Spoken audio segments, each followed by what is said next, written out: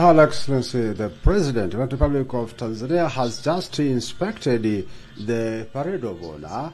She will then head to the VIP lounge. Then from there, delegations and processions will begin. I will once again repeat the procedure or the order of delegations. And when we make a mention of the Sergeant at Arms, the Sergeant of at Arms will also mention the head of the delegation, which is his leading. So I will continue to direct them where to sit as they arrive.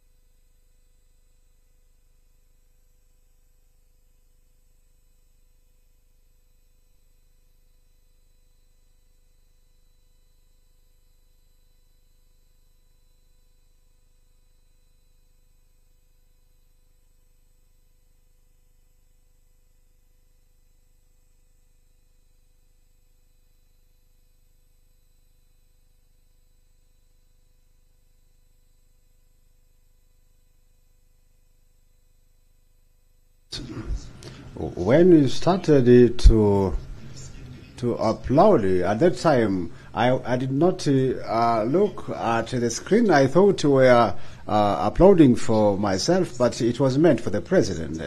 I thank you. I want to remind you that I started to speak about the history. 1956, when the first speaker, who was called Brigadier Sir William Scapham, the first speaker, and the second speaker in 1958 was called Sir John Harry Buckrow, but also a British speaker. But now we had the third speaker, who has a unique history. He was a Tanganyikan, a Zanzibari. He was none other than Abdul Karim Karibali Karimji. I call him Tanganyikan Zanzibari because his parents and grandparents were from India in 1882, and they moved to Zanzibar. They were business people, the Karimji family. But later on, they moved to Tanganyika from Zanzibar, and then his brother was part of the parliament, and then Karimji also joined the parliament and became the deputy speaker and speaker in 1958 to 1962. During the time of independence of Tanganyika, so the speaker was Karimji. Karimji, his position ended in 1962. Then we got another speaker who was called Chief Adam Sapim Kwawa, and who has a unique history as well. He led the parliament for almost 30 years, the longest serving speaker. If you ask a question to Mr. Sanga here, he was from Bear, I think. He was a chief from Kalenga, and he was the chief of the Hehe, and he didn't want to vie for Kalenga constitutions because he said he was the chief of all the Hehe in Kiringa. So he wanted to vie for the position of speaker. So after being a speaker, then he became the member of parliament. So it was 1962 to 73. In 1973, he was given the responsibility to establish the capital development authority in Dodoma. It was actually a new ministry which was meant for the transfer of the capital from Dar es Salaam to Dodoma. So he was a minister for that ministry. In the same year, 1973, he was elected Mbwana Mangenya, the chief of the Bonde from Heza. He was a long-serving member of parliament. And if I had enough time, I would speak of various characters, because in 1938 he was a graduate, and he was a permanent ambassador to the United Nations in 1963 to 64. Chief Mbwana Erasto Mangenya, but he was a speaker from 1973 to 1975. But he returned again in the parliament. Mkwawa returned to the position of the speaker up to 1994, when he decided voluntarily to resign. He said it was because of age, but also his health was not in his direction. So he resigned in 1994. Then they chose Pius Chipanda Msekwa to be a speaker in 1994. Pius Msekwa went on up to 2005. He is a treasure of our country, Tanzania, because he was an assistant to the clerk to the parliament. 1960, when he had his degree from Makerere, Mwalimu Nyerere called him back to be an assistant to the clerk to the parliament. At that time, the clerk was William Hux, a British. So Msekwa was his assistant. In 1962, Msekwa became the clerk to the parliament. Then he was a member of parliament from his position as a regional commissioner. So in 1994, he was chosen as a speaker up to 2005. Samuel John Sitta from 2005 to 2010. Then Ernest Mamba Makinda took over. Then the late Job Justino Dugai took over.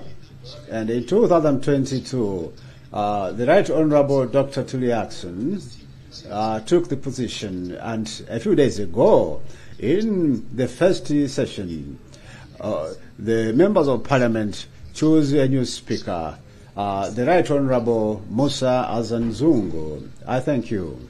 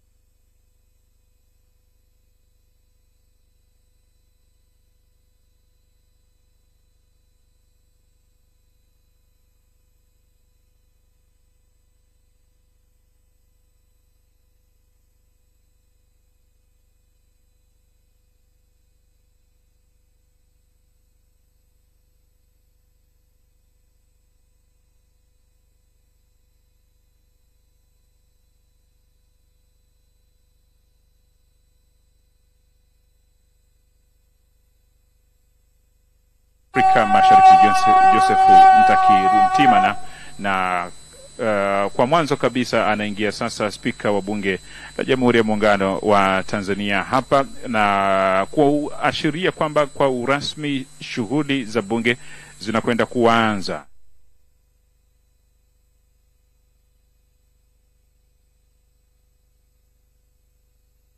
Kwenye himaya ya mwenye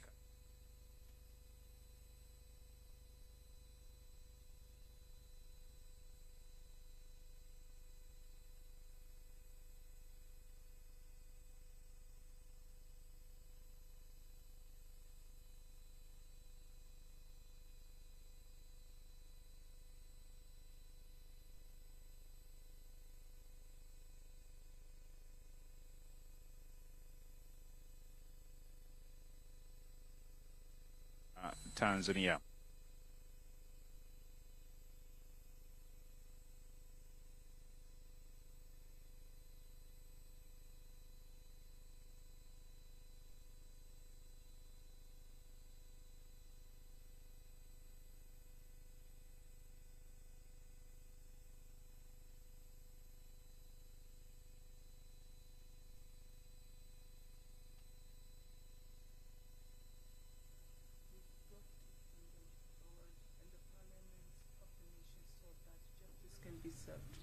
Protect our country so that we can continue maintaining peace and solidarity. Grant our President Dr. Samia Suluhu Hassan wisdom, good health and long life, so that together with all aids they can be able to progress our nation. Grant us wisdom to all the parliamentarians of this parliament to be able to discuss all the issues that are going to be brought before us and make good decisions for the benefit of our nation. Amen.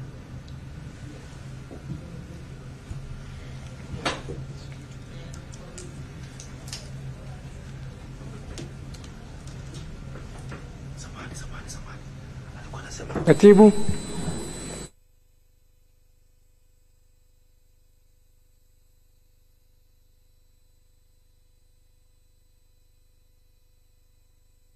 Standing Committee 2025, Honorable Members of Parliament, according to the Article 91, first section of the Constitution of Tanzania and Regulation 30, subsection 1 and I of the parliamentary regulations. I want to inform you that today, 14th November 2025, the President of the Republic of Tanzania, Dr. Samia Suluhu Hassan, will address the National Assembly for the official opening of the 13th Parliament after all the activities of election of the Speaker and the swearing in of the members of Parliament and the election of the Deputy Speaker. As you are aware, This day we invite various invited guests so that they can witness this national event. And as you remember, yesterday we suspended part of our regulations to enable other invited guests to be here. In that connection, I suspend the activities of the Parliament today so that we can permit the entrance of other invited guests. And I go to meet Her Excellency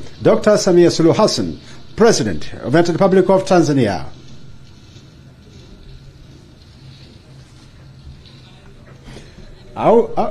Further, as invited guests enter this auditorium, will continue to remain seated. After this report, to suspend the parliamentary session up to a later time. I thank you.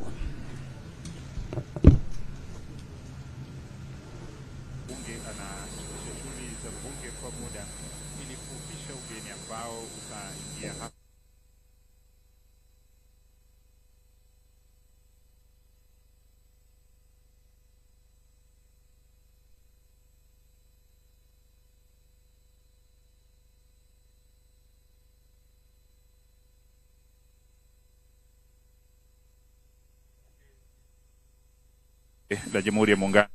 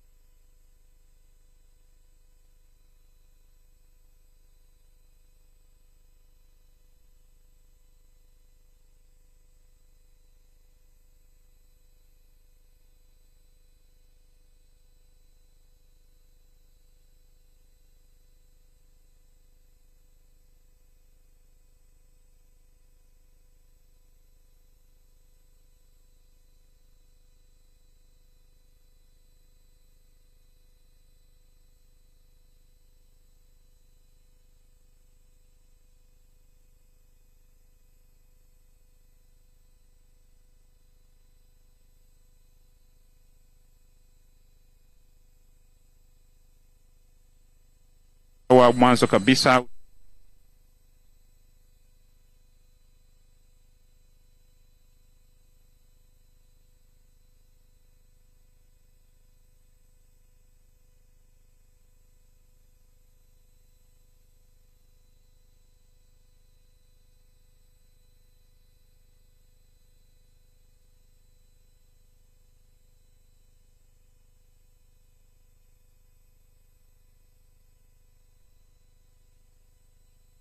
na rais wa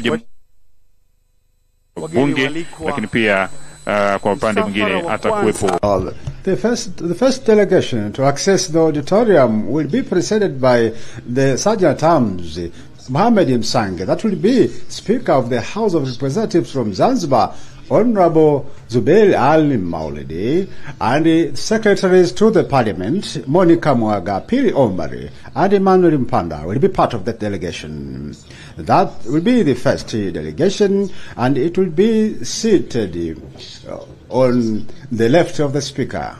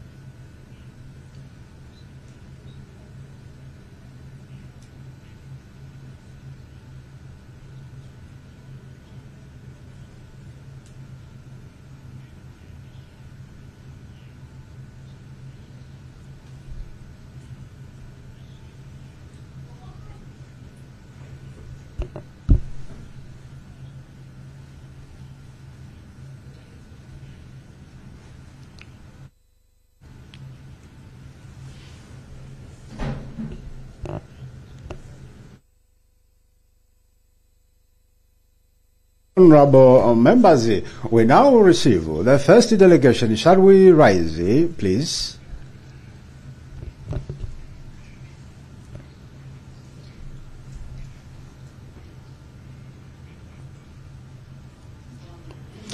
The Sergeant at Arms, Mohamed Msangi, is leading the Speaker of the House of Representatives of Zanzibar, Honorable Alhaji Zuberi Al Maulid, followed by the Secretaries to the Parliament, Monica Mwagapili Omali and Emmanuel Mpanda. They'll get seated to the left of the Speaker. The next delegation, this is the second one, it will be preceded by the Sergeant at Arms Shukuru Mkerenda. This is the delegation of the Chief Justice of Tanzania, George Mateche Musaji, followed by the Judge of Zanzibar, Hamis Ramadhani Shaban, and Secretaries to the Parliament, Michael Chikokoto, Aziza Makwai, and Emma Msangi. That will be the second delegation. Shall we get seated, the honorable members?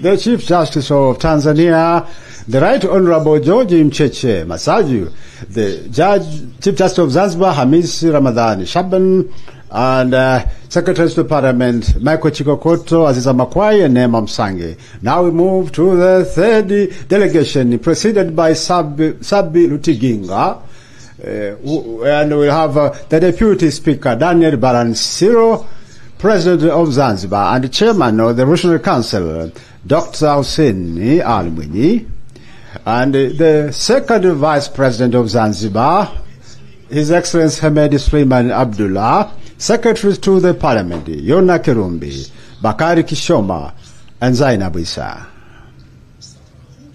This delegation, upon arrival, it will be directed to the seats on the right of the Speaker.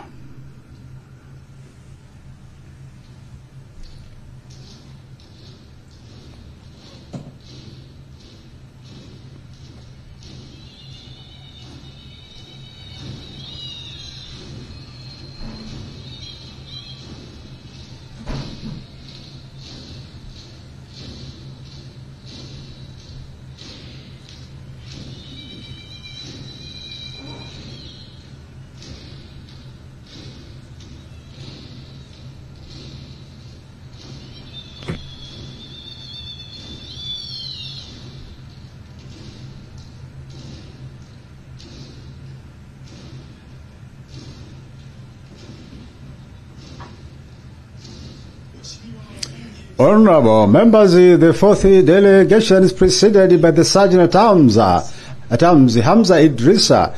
This will involve the Vice President of the United Republic of Tanzania, His Excellency Ambassador Dr. Emmanuel Johnny Nchimbi, followed by the Secretaries to the Parliament, Mkuta Masoli, Ruth Makungu, Athmani Hussein, and Asia Minja. This delegation will head on the left of the Speaker. That's where it will be seated.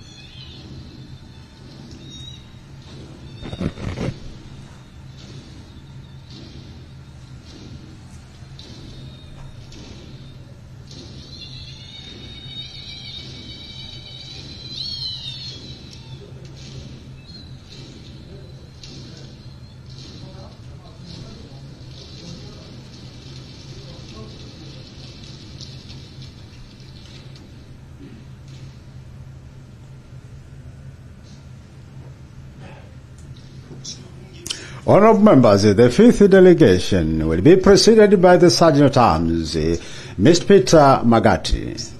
And it is the delegation of the Speaker of the Parliament, the Right Honorable Musa Azan Zungu, followed by the President of the United Republic of Tanzania, Her Excellency Dr.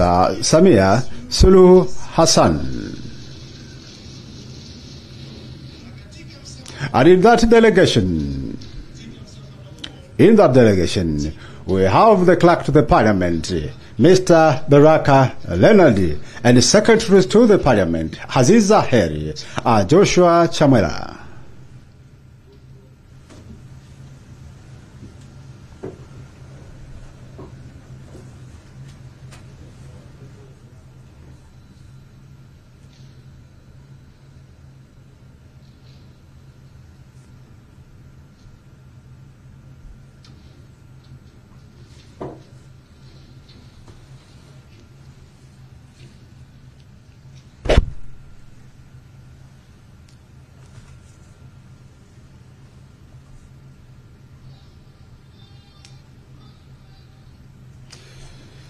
Right, Honorable Speaker, now His Her Excellency, the President of the Republic of Tanzania, enters the auditorium.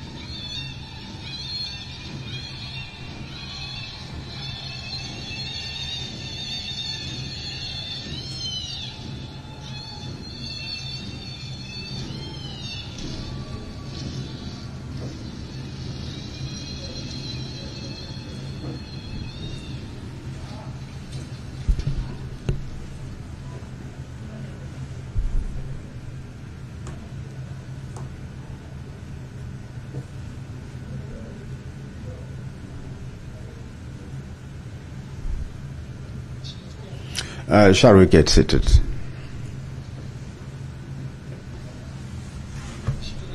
Your Excellency, the President of the United Republic of Tanzania, and the Commander-in-Chief, you are most welcome to the official inauguration of a Parliament. According to our Constitution and our parliamentary orders, Your Excellency, the President, with your permission, permit me, first of all, to introduce our invited guests so that later I can invite you to address this Assembly and officially inaugurate this 13th Parliament. Today, on Friday, with your permission, Your Excellency, permit me to begin. Our invited guests today, national leaders, Ambassador Emmanuel John Chimi, the Vice President of the United Republic of Tanzania,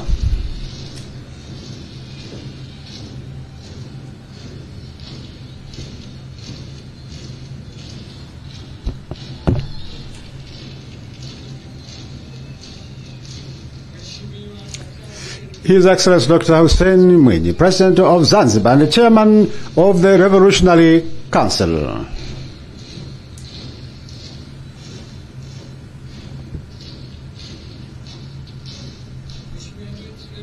His Excellency Hamed Suleiman Abdullah, the Second Vice President of Zanzibar.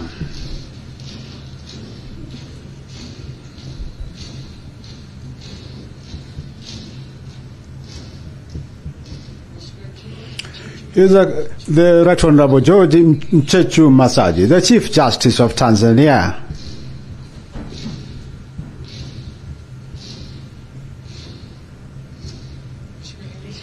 Hamis Ramdan Abdallah, Chief Justice of Zanzibar.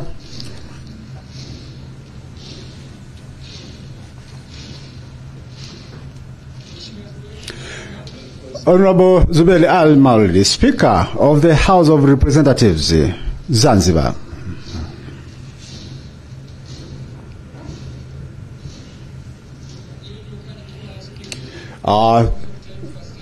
The former national leaders, Dr. Jakaya Mrisho Kikwete, the former president of Tanzania.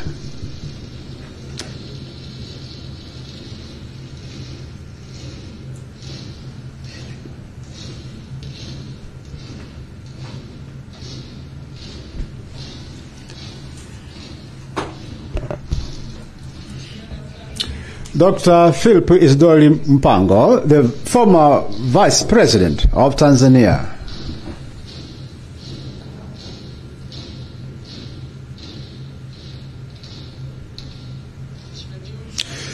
John Samuel Malecela, the former prime minister and the first vice president of Tanzania.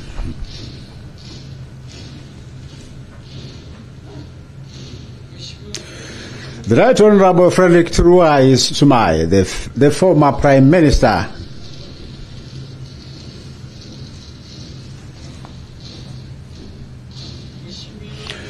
Honorable Mizengo Kayanza Peter Pinda, also the former prime minister and the elder of Dodoma region.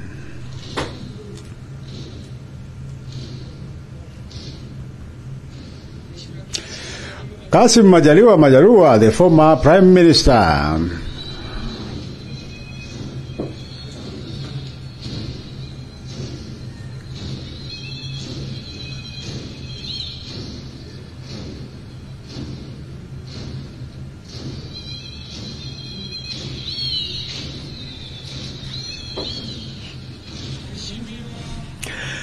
Honorable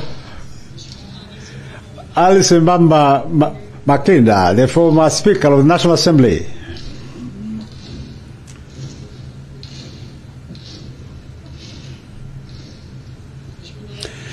His Excellency Dr. Moses Mpogole Kusiluka, the Chief Secretary.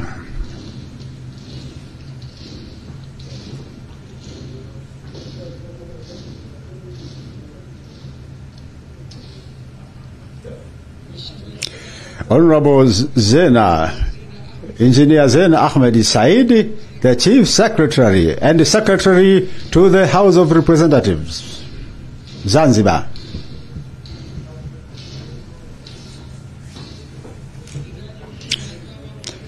The Judicial Administrator, Ole Sunday, Ole Gabriel.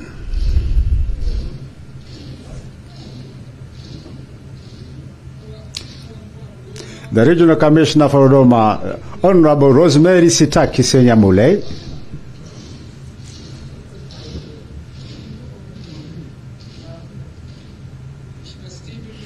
Stephen Masatu Wasira, Vice Chairperson, CCM, Tanzania Mainland.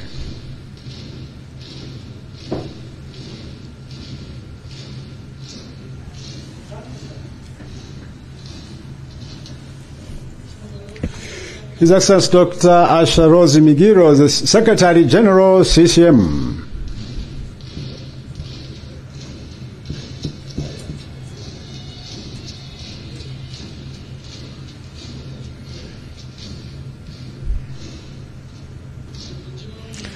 Honorable Johnny Mongera, Deputy Secretary General, CCM, Tanzania Mainland.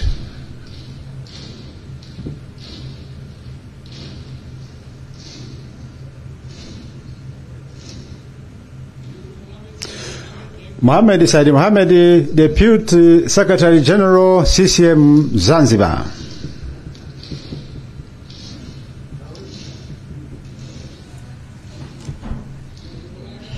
Adam Kimbiza, Chairperson, CCM, Dodoma.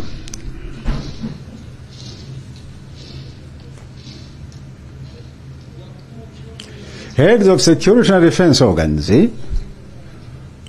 can you all collectively, can they rise?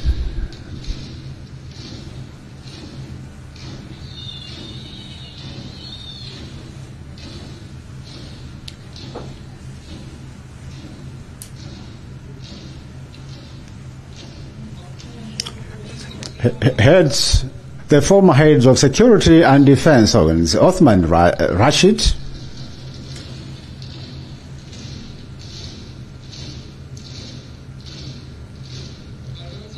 Ambassador Dr. Modestus Kipilimba,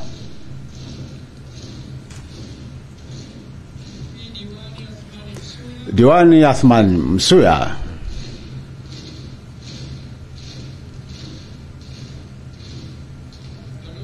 Ambassador Said Husseini Masoro,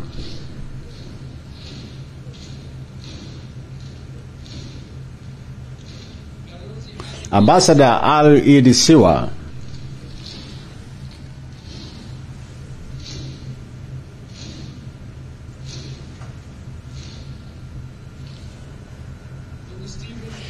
Stephen Kagaigai, the former clerk to the parliament.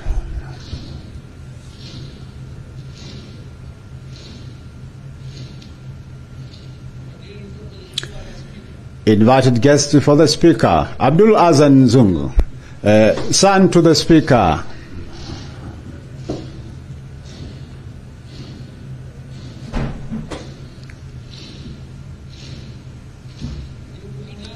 Hanan Alfredi, the wife to the speaker's son.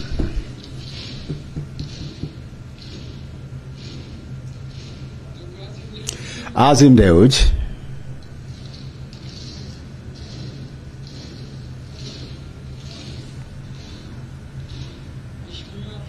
Honorable Abdurrahman Shinana, the first Speaker of the East African Parliament and the former Vice Chairperson CCM Tanzania Mainland.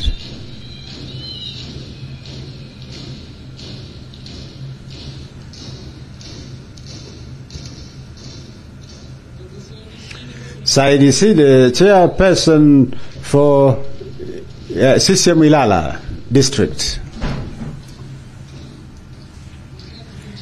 Catherine John, Director of the Youth Business People National Level. Stephen Stalin Lusinde, Chairperson of Small Business People Career Corps and Vice Chair, National Vice Chair of the Association. Stanley Whitson Kandawele, Chairperson CCM Dar es Salaam Region.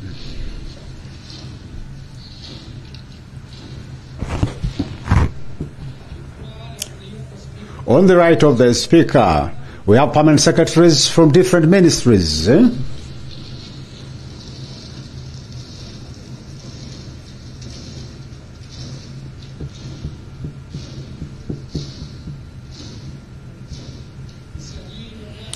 registrar of political parties and leaders from the Independent National Electoral Commission.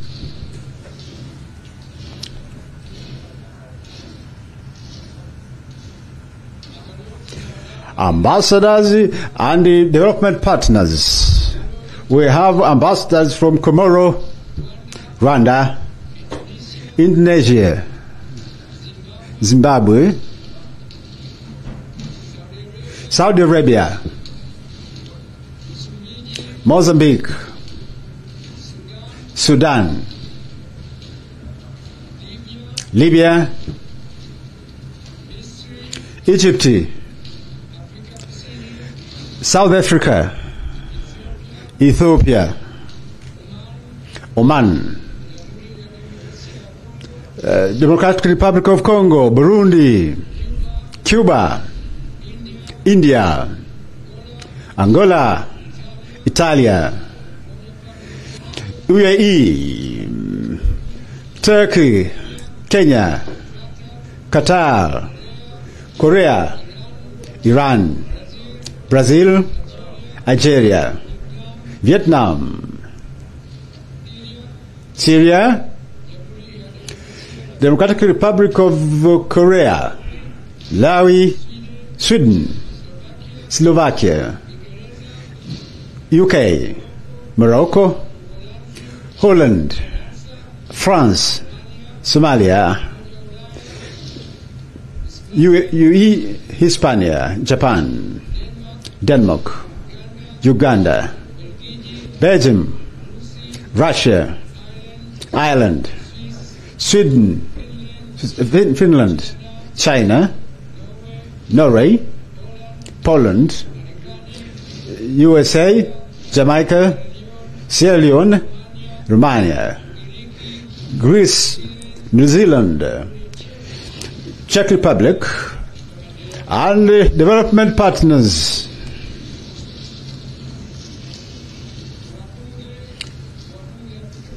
Members of we are led by the chairperson Angela Kisiga.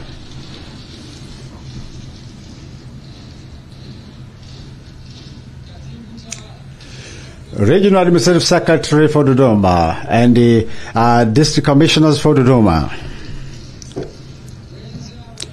Sponsors to leaders. Religious leaders, regional leaders,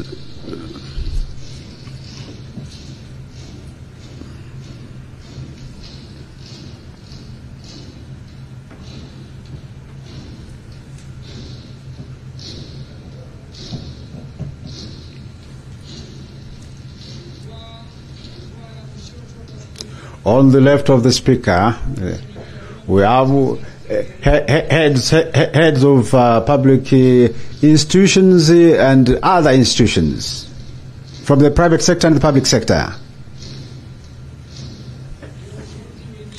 Other leaders of CCM, heads of departments and sections from the party, the governing party CCM, representatives of political parties which have permanent registrations.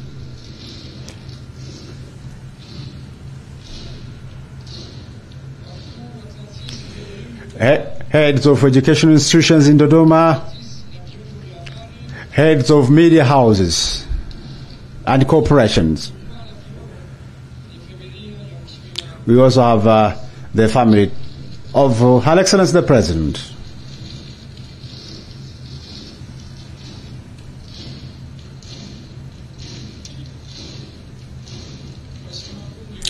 Honorable members,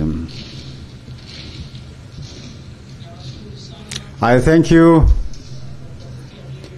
for the warm welcome to our important visitors, both international and local, who have come to be part of this gathering today on the official inauguration of our parliament. Your Excellency the President, I now have the honor and the pleasure to invite you to address this National Assembly.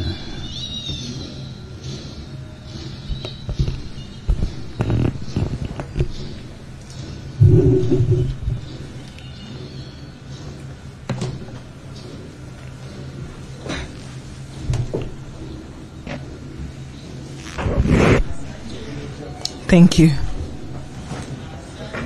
Thank you.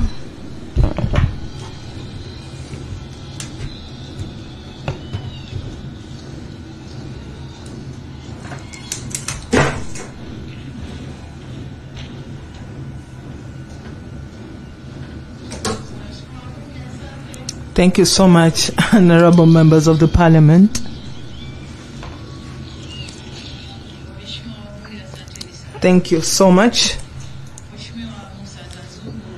Honorable Musa Azan Zungu, Speaker of the 13th Parliament of the United Republic of Tanzania, Honorable Dr. Jakaya Mrisho Kikwete, former President of the United Republic of Tanzania, Honorable Ambassador Dr. Emmanuel Nchimbi, Vice President of the United Republic of Tanzania, Honorable Dr. Philip Mpango, former Vice President of the United Republic of Tanzania, Honorable Dr. Hussein Ali Mwinyi, President of Zanzibar and the Chairman of the Revolutionary Council of Zanzibar, Honorable Mwigulu Lameck Nchemba, Prime Minister of the United Republic of Tanzania, Honorable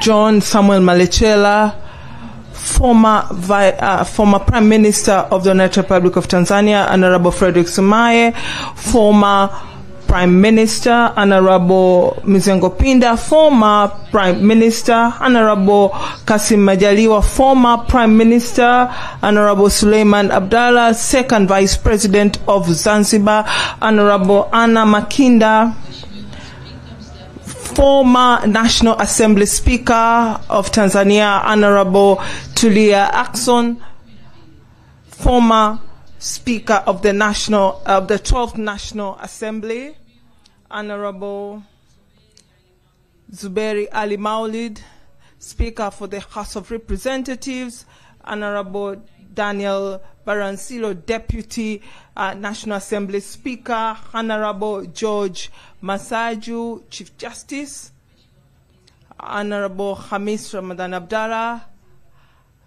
Chief Justice from Zanzibar, all the members of Parliament of the United Republic of Tanzania, Honorable Hamza Said Johari, Attorney General, Honorable Baraka Leonard, National Assembly Clerk, Ambassador Dr. Moses Kusiluka, Chief Secretary, Honorable Engineer Zena Said, Chief Secretary from Zanzibar, and the Secretary of the Revolutionary Council of Zanzibar, Honorable Regional Commissioner present, Permanent Secretary, heads of security organs, ambassadors, heads of international organizations from various diplomatic communities, Mr. Emmanuel Tutuba, Bank of Tanzania Governor, our religious leaders, invited guests present, ladies and gentlemen, work and humanity, we move forward. Thank you so much, Honorable Speaker. First and foremost, I thank the Almighty God for granting us life and enabling us to meet here today. According to Article 91, Sub-Article 1 of the Constitution of the United Republic of Tanzania, the President of Tanzania has the responsibility of officially opening the Parliament of the United Republic of Tanzania, and it is on that basis that I am here to address the Parliament in order to fulfill that requirement. And before doing so, let me start with a sad event that occurred here in our country, and I request everybody in the auditorium to stand for 1 minute to pray for our fellows.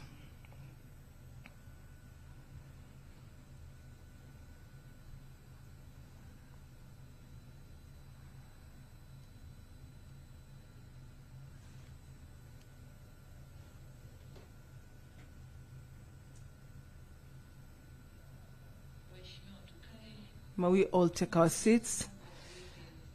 We pray that they continue to rest in peace for all those who lost their lives on the unrest that occurred on the general election day on the 29th of October this year.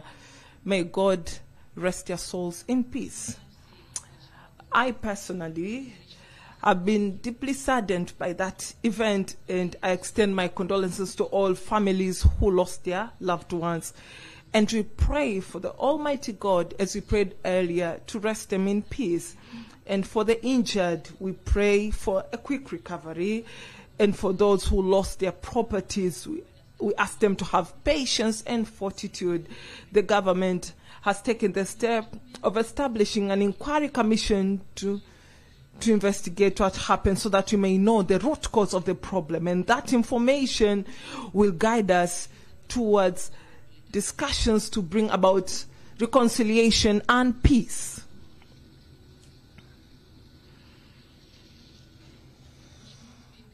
Honorable Speaker, after expressing that sorrowful event, now let me congratulate you, Honorable Musa Azanzungu, on being elected to be the MP for Ilala constituency and gaining the confidence for members of parliament who elected you to be the speaker of this 13th parliament. And it is my belief that your experience in this parliament will guide you to oversee the execution of parliamentary activities with great efficiency. And furthermore, let me also use this opportunity to sincerely thank the retired speaker, Honorable Dr. Tulia Ackson, for leading the 12th Parliament so well. and the government promises full cooperation in execution of the duties in this 13th Parliament. And on the same note, I also congratulate Honorable Daniel Baransilo on being elected as the Deputy Speaker of this Parliament. And let me also reiterate my congratulations to Honorable Dr. Mwigulu Nchemba, the Prime Minister of the United Republic of Tanzania, who was sworn in this morning. And let me also congratulate honorable members of the Parliament for being trusted by Tanzanians to represent them in this noble work of legislating, advising, and overseeing the government through this 13th Parliament. Congratulations to you all.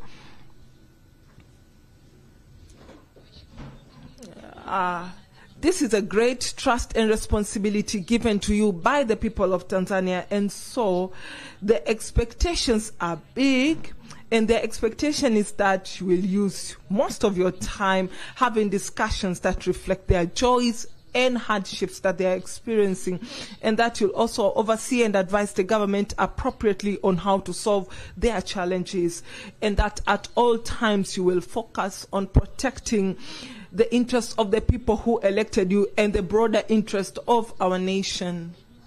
Honorable Speaker, and by all measures, this Parliament is new, and the statistics show that 223 parliamentarians amongst the 393 MPs, equivalent to 56.7 Parliament, are completely new MPs. And therefore, 40.5% of all MPs are women. Women MPs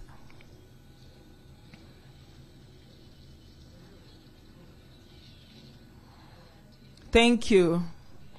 Congratulations to all the women MPs. Honorable Speaker, we are approaching 50%. We are at 40.9%. Our women MPs who contested in their constituencies are 36, compared to 21 MPs in the previous Parliament. And these statistics show us that the general election has brought great changes by increasing the number of women MPs who won through constituencies and increasing the number of women MPs for special seats. Honorable Speaker, the general election to elect the President of the United Republic of Tanzania, President of Zanzibar, and MPs, members of House of Representatives, and councillors was held on 29th of October this year all over the country. Millions of Tanzanians turned out to vote and elect the leaders they wanted. And the work ahead of us now is to build national cohesion and unity so that together we can build, protect, and defend our nation and further elevate the status of our nation.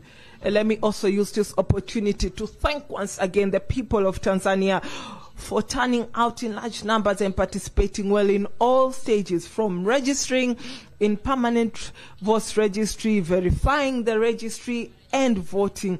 Once again, the people have confirmed that participating in elections is the sure and safe way to change leaders that they are dissatisfied with or their services. Any other methods have no good or safety within them. And let me also continue to congratulate INEC for conducting the general elections well. The first since the reconstitution of the commission, and this time the regional commissioners did not supervise the election, nor was any candidate passed without being contested. We who contested within our parties did not lack venues for holding rallies. Furthermore, the campaigns were carried out well, and the procedure that was done to increase the polling station helped greatly to reduce congestion at those stations. And indeed, voting was greatly simplified and did not take as much time for citizens as how it was customary. And this has led some of the election observers assume that people did not come out to vote, Honorable Speaker. Despite the fact that the elections were held, there were occurrences of unrest and disruption of peace, which caused destruction of property, loss of life, and endangered the security of the country. As we move forward, I sincerely urge Tanzanians to be guided by mutual understanding, inclusiveness, unity, and self-reflection. To my children, the youth of Tanzania, let me say this: this country is built on the foundations of peace and political stability. Your parents, had we been tempted to do what you have done, this country would not have the grace and the progress that you are experiencing today.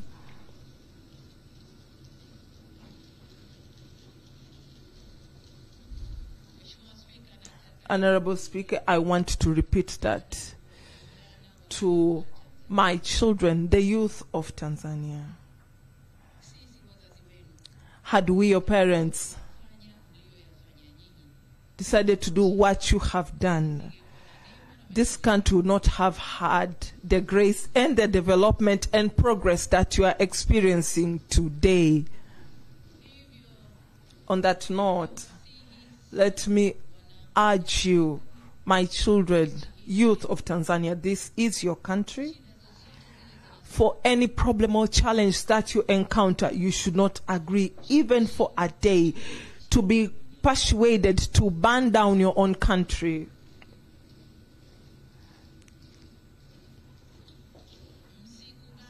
You should not be ready to cut down the branch on which you are sitting on.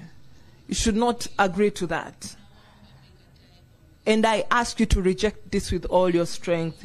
You are the defenders and the builders of this nation. So I urge you to never become the distractors of your nation. Honorable Speaker, there are times when youth follow the path of crime out of fanaticism, and I recognize that many youth who were arrested and charged with treason offenses did not know what they were doing. As a mother and guardian of this nation, I ask the law enforcement organs, and especially the Office of DPP, to look at the level of the offenses committed by our youth, and for those who appear to have done it out of peer pressure and did not intend to commit a crime, they should erase their offenses.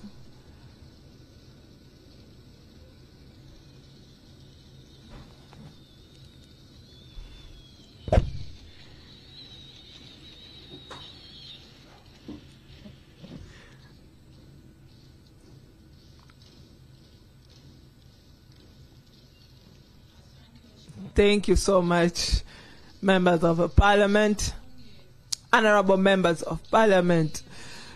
When you look at the clips of the riots that took place, you can see there are some of the youth who participated out of peer pressure. They are singing and chanting out of peer pressure. They had no clue of what they were doing. So, as a mother, a guardian, that's why I'm asking the law enforcement organs, especially the Office of DPP, to try and look into the level of offenses. And for those who did it out of peer pressure, they should just warn them and let them go back to their homes and their families. And I am doing that because even the Bible says in the book of Luke 23 verse 34, the Bible says, and I quote, Jesus said, "Father, forgive them, for they do not know what they are doing."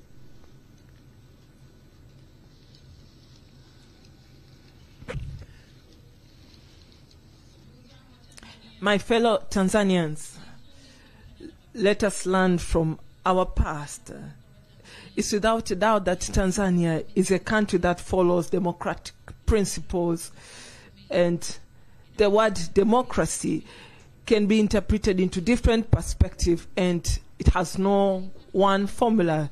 And as a nation, we are continuing to learn and correcting ourselves. And therefore, all of us together, we must use this opportunity by continuing learning, correcting ourselves, and agreeing together on how to run our country democratically by considering our cultures, traditions, and customs are not imported ones. As how we were directed by the CCM election manifesto of 2025-2030, one of the steps that will take us to that level of agreement is the amendment of our constitution. The government has promised to start working on the issue of constitutional changes within the first 100 days of the second term of the 6th phase by starting with the Commission for Reconciliation and Agreement. Honorable Speaker, when we speak of national unity, we are guided by the existence of our union, and therefore in maintaining, strengthening and nurturing our union will continue being a priority for the government that we are forming. We will continue to take firm steps to ensure that we solve the challenges of the union whenever they arise. Honorable Speaker, the 6th phase government continued what we started in the 5th phase, and so the slogan was, "Let the work continue, kazi iendelee." You are all witnesses that the work continued indeed, and much was completed. As how I explained in the closing speech for the 12th Parliament on the 27th of June in 2025.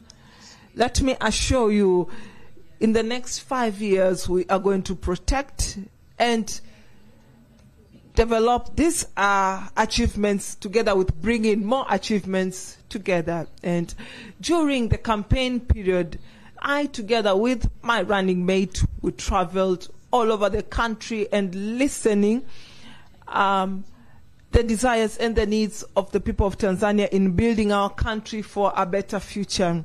And we also promised our people that if they gave us the mandate again to lead our nation, we would focus on implementing the slogan of work and humanity, we move forward. That is to ensure that all the initiatives that take in bringing development in our country will aim to elevate and increase the value of humanity of our people of Tanzania.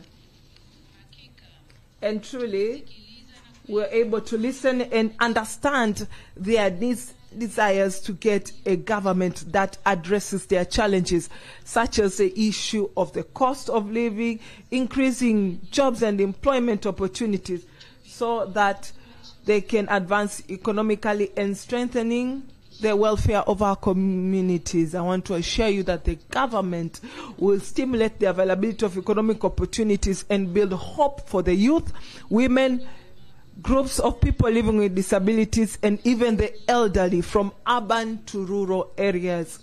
Honorable Speaker, let me begin with issues that I promised to the people that will prioritize within the first 100 days of work.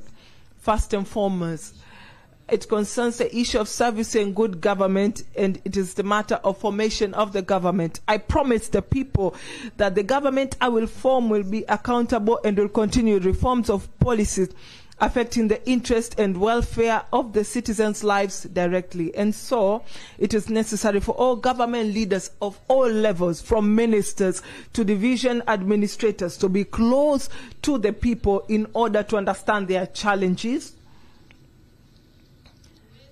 and be accountable to them. Since the promises we gave were many, the aspirations are many, the expectations are great, and the fulfillment time is short, we will increase the speed of implementation of government plans so we can achieve the goals we have set for ourselves. And I'm speaking this early to all the executives in the government. I see the permanent secretaries here and those that I will appoint to prepare themselves psychologically and plan well to achieve and execute these goals. The people need positive changes for development. Executives, if you do not change, to align with the expectations of the people, we will change. We'll change you. Honorable Speaker,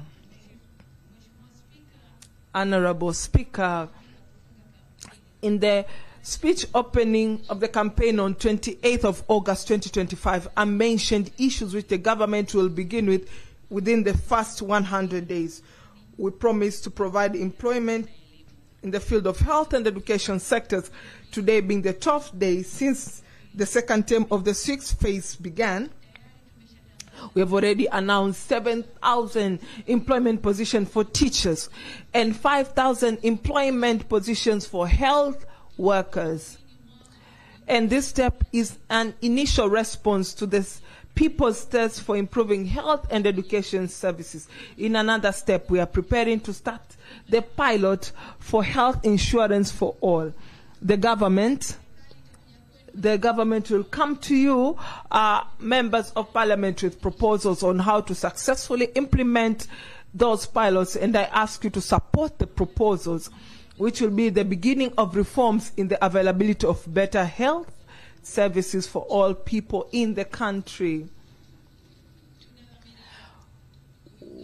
We are intentional to integrate health services centers digitally and ensure that they have equipment and services of standard quality at every relevant level. And we also intend to set similar standards so that health insurance users both in urban and rural areas can have similar or comparable services. And in another step, I've already directed the Ministry of Health to oversee the instructions against withholding offices at health services centers, while families proceed with the procedures for paying medical debt in ways that protect their humanity. And let me say that it is through the health insurance plan that this predicament will also be solved and disappear completely, because all the medical expenses will be paid by the insurance. And let me urge all the people to prioritize their health, to each one of us to have health insurance together with our dependents. Honorable Speaker, the CCM election manifesto for 2025-2030 promised, and I announced the promise that I will establish a commission to initiate a dialogue for reconciliation and also set the tone for the start of the process for constitutional changes. However, due to the disruption of peace that occurred in the country, we need to conduct a thorough assessment so as to understand the root cause and reasons for that predicament, then establish the Reconciliation Commission. In the first term of the sixth phase, we came up with a 4R philosophy to unite the nation. The government showed readiness at all times to bring reconciliation so that together we can build and protect our nation. The government extended a hand to pull and welcome political parties, social organizations, private sector, and even international community to build Tanzania together. Honorable members of parliament, that hand of mercy brought hope to the country before some stakeholders decided to let it go or reject that hand. And since the people of Tanzania have given me the mandate to lead this country, I will not tire stretching out my hand for reconciliation.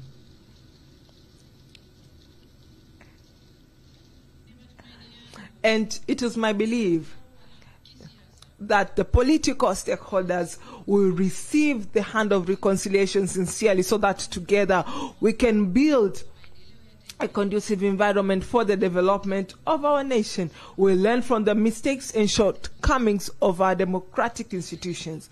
Tanzania has for many decades have the experience in democracy and peace. Tanzania has a mature democracy. However, we'll continue improving it according to the environment and the times. So it is our responsibility to now direct ourselves to those improvements by our own will without any pressure. Honorable Speaker, I want to repeat that. Tanzania has many decades of experience in democracy. It has been a country of peace and political stability. The word democracy can be interpreted in many ways. But for us, we are matured in democracy. And with all that, in our journey of moving with Tanzania in democratic way, we are ready to learn and correct ourselves. So let me ask all the groups of the people of Tanzania, especially political parties, to come together. Let us sit, let us talk, let us evaluate ourselves, our shortcomings. Let us correct ourselves and move in the path as a nation with peace and stability. And all this can only be done by following our traditions, our cultures, our ways of life, and not by any sort of pressure.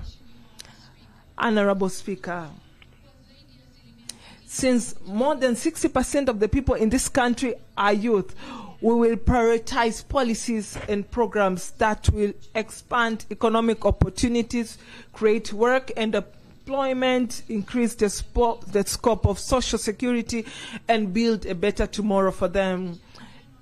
In order to ensure that the youth get the opportunity to participate in building a good future for our nation, we'll prioritize the involvement of youth in matters of development. And I also recognize there have been many platforms to reach youth, but still their activities are diluted by political issues, and those platforms lose objectives and appeal to the youth. So I and my colleagues in the government have thought of having a full ministry that will deal with youth matters.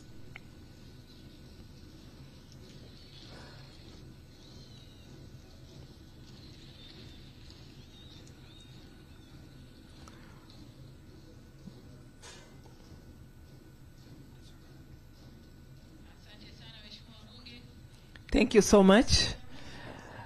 We have decided to have a full ministry instead of having a department within a ministry that has many issues. And I'm also thinking of having advisors on youth matters. And another thing that we promise to implement within the first 100 days is to increase capital for economic activities for youth and women by allocating 200 billion shillings. And the government is continuing to look in a good way to strengthen that fund with the aim of increasing efficiency for the target groups. And in collaboration with the private sector, we'll establish youth investment windows. And these windows will provide soft loans and investment capital for youth businesses. Honorable Speaker, in addition to all that I have explained, there is so much more that we have planned to do in the next 5 years. It is the government's intention to develop and continue the economic growth. And in this period, we'll begin the implementation of National Development Vision 2025 to 2050, aiming to build an inclusive nation with prosperity, justice, and self-reliance. The new vision has set criteria for selecting sectors and areas to be given a priorities as specified in the vision document itself. And among the strategies that are going to be worked on is to invest more in sectors that employ many people. And among those sectors are agriculture, tourism, industries, constructions, and minerals. And our economic goals is to increase the speed of economic growth from the current 5.6% to more than 7% towards 2030. And this growth will enable the government to be able to improve social services and build enabling economic infrastructure. We'll strengthen capital markets by promoting domestic investments and using our resources like minerals to guarantee investment loans, instead of putting a great burden on the government, on the country's debt. And our direction is a joint growth for the microeconomy and also growth in the macroeconomy. Honorable Speaker, you agree with me that the private sector is an important pillar for economic growth, especially the domestic private sector. Will further improve the business environment in the country by completing the implementation of the Business Environment Improvement Plan, and will also implement the recommendation of the Commission I established to improve tax systems in the country to give our business people ease in doing their businesses.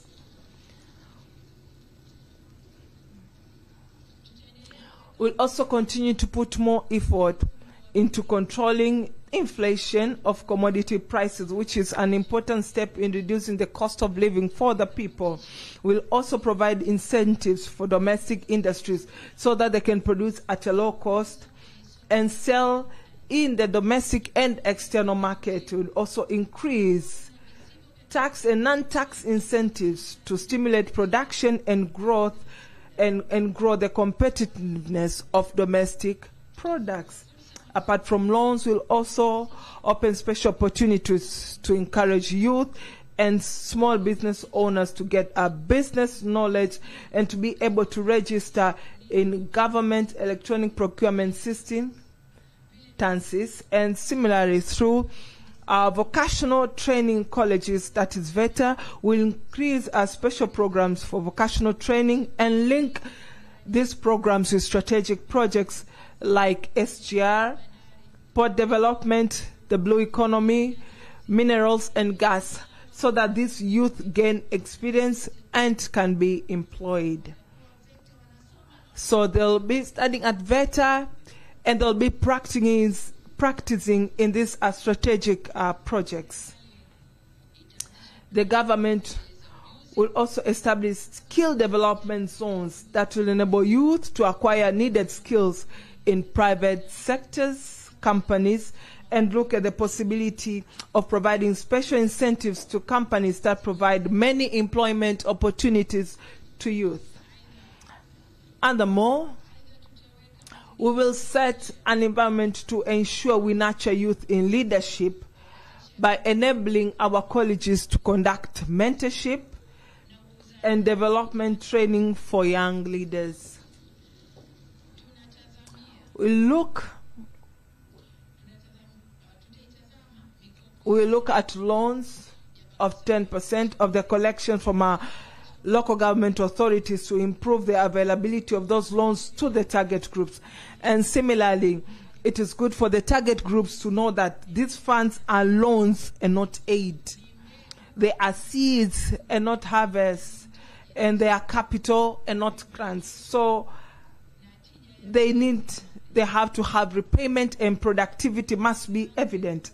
And my aspiration is to see that by 2030, we have created young investors who will provide employment to their fellow youth.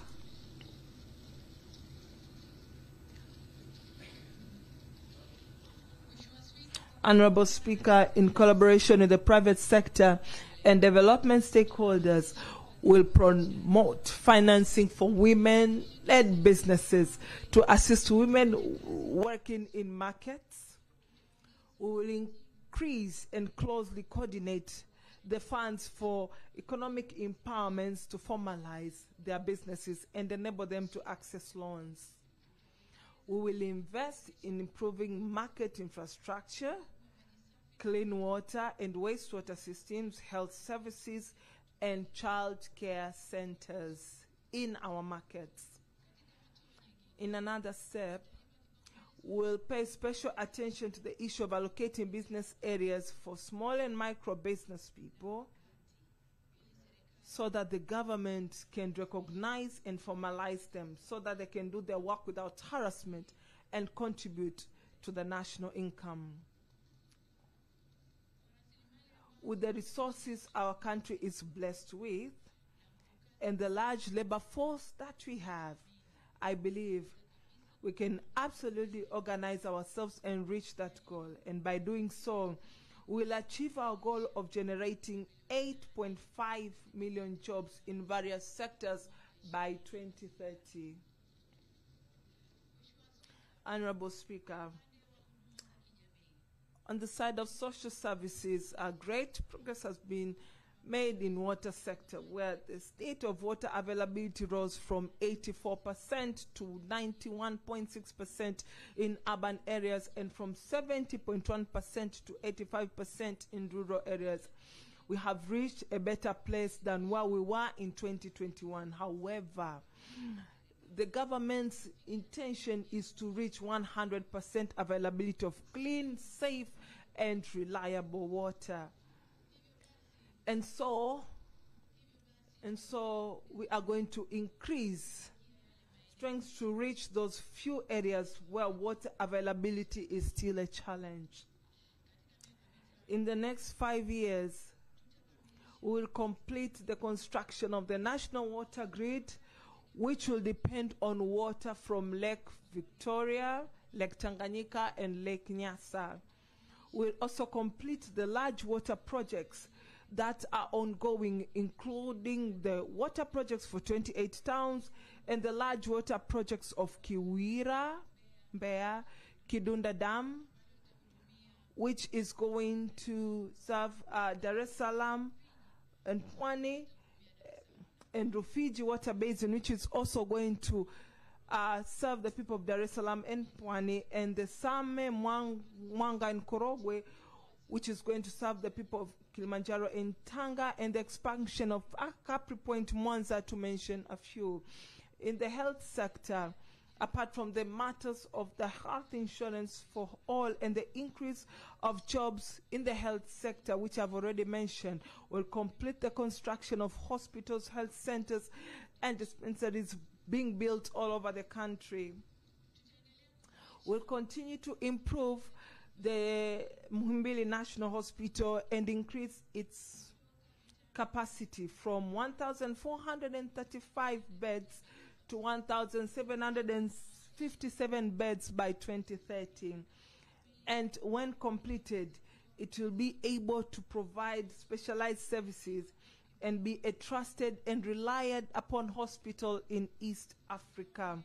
We'll increase specialized health services in our regional referral hospitals and zonal referral hospitals to reduce costs for the people in seeking referral services outside their regions.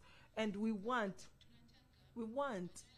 instead of people following services, services should follow people.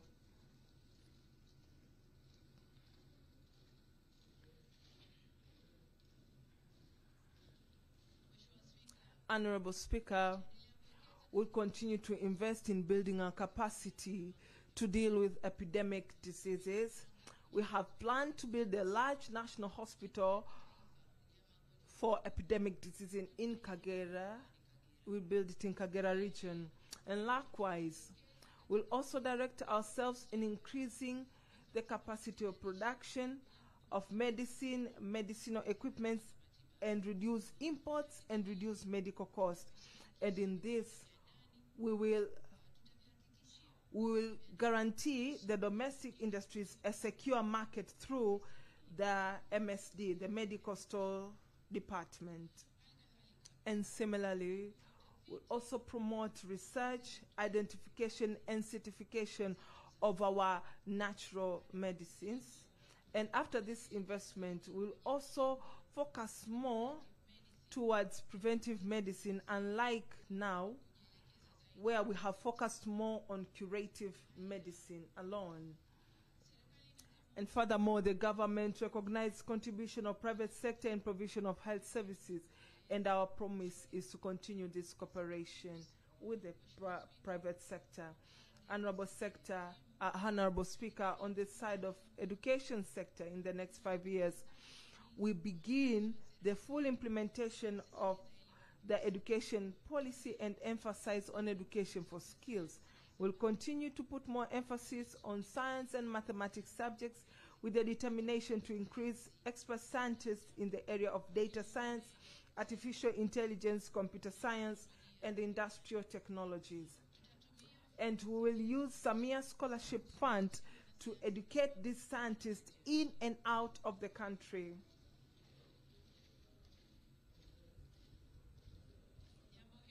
And this will go hand in hand with completing the special secondary school for girls in science and those for talented boys in every region. And to ensure our curriculum and syllabus are implemented fully, we will connect rural and urban schools digitally so as to exchange experience and information. As we promise the people, we'll increase loans for higher education, and because in this period, for the first time in our country's history, we'll have university campuses in every region. Likewise, we'll oversee our plan to ensure every district has a VETA college with adequate training equipment for practicals. Honorable Speaker, I also mentioned the issue of increasing the number of teachers. Along with teachers, we are also going to invest more in the infrastructure of our early schools, our primary and secondary schools, together with adding classrooms in existing schools. As we implement inclusive development, we'll develop efforts to provide infrastructure and equipment for students with special needs. Along with them, we'll also develop the crucial opportunity for learning and self-development for children with rare diseases. And for those that are visited in their homes, Honorable Speaker, in the next 5 years, we are going to make a large investment in production sectors, starting with agriculture. We'll be guided by the concept of agribusiness. Agriculture is business, the farmer is an investor, and our goal is to increase the growth of this sector from the current 4% to 10% by 2030. And by doing so, we aim not only to ensure our food self-sufficiency, but we also invest in the value chain to benefit the many Tanzanians employed in this sector.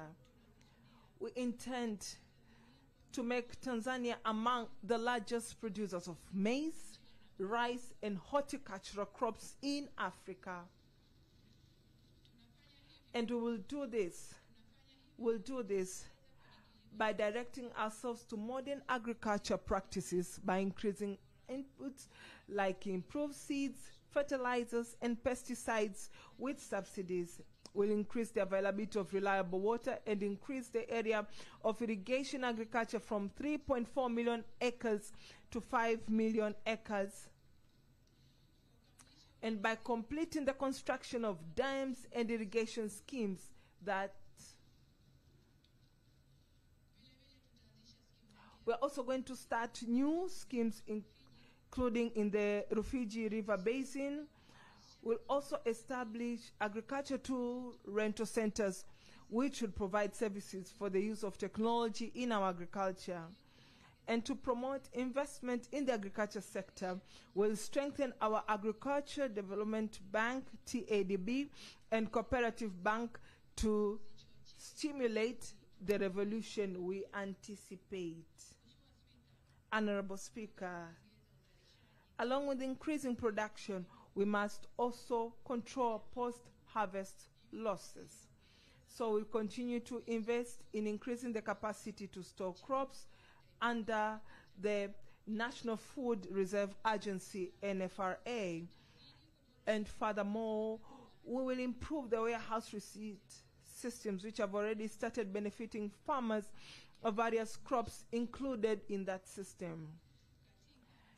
In expanding our markets abroad and using the opportunities of our economic diplomacy to utilize markets we have already opened, we will use the markets already opened and ensure that these opportunities have implementable agreements to have certainty in these markets. And we are focused on markets like millet, etc. We need to have agreements that have clarity so that they can ensure certainty of this market, so that even the farmers can have assurance of markets for their products. Honorable Speaker, along with food self-sufficiency by 128% currently, our direction is to continue making progress in the production of sugar and cooking oil, especially the production and processing of sesame, coconut, and flaxseed. Honorable Speaker, there are cash crops that we are doing very well and benefiting many farmers, but have been affected by either the world market prices or investors who were given crop processing industries failed to run them well. We'll oversee more closely the crops of tea, coffee, avocado, and cotton, with the aim of expanding markets, increasing price competitiveness, and benefiting our farmers even more. Honorable Speaker, the government has begun to see opportunities and bring reforms to the livestock sector. Among our big promises is to increase the surveyed area and set aside for livestock activities from 3.46 million acres to 6 million acres. And this step will help to avoid conflicts between pastoralists and other land users, and will increase the scope of livestock pasture production to move towards modern livestock keeping. In steps to open international markets, we'll develop vaccination along with identification of our livestock in the country to improve the quality of livestock products, so we can enter world records and be recognized in the market. Along with that step, we'll continue to improve the quality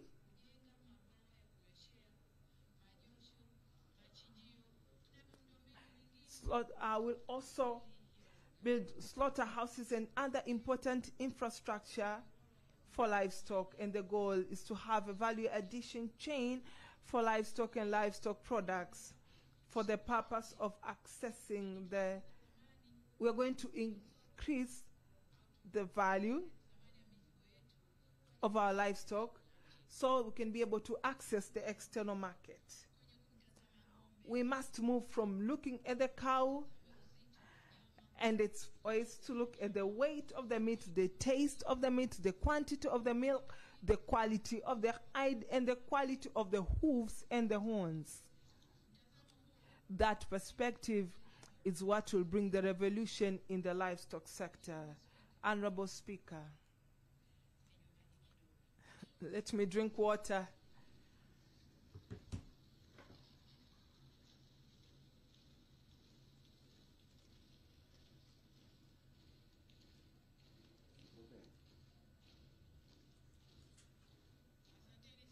Thank you so much.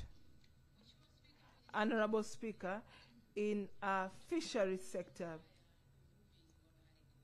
we are going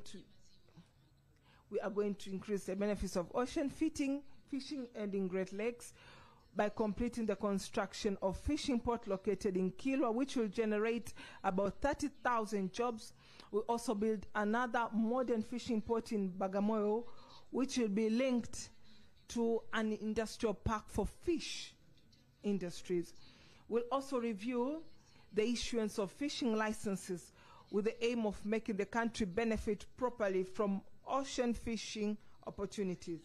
Furthermore, we develop the provision of loans for boats, fishing gears, fish storage containers, and drying infrastructure. Likewise, we'll invest more in ponds and dams for fish farming and enable more people to increase income and lift themselves economically, and this will go hand in hand with seeking solution for fish feed technology, which has been a big challenge for fish farmers. We'll also pay a special attention the issue of development of the blue economy and the fisheries sector, including modern marine crop farming.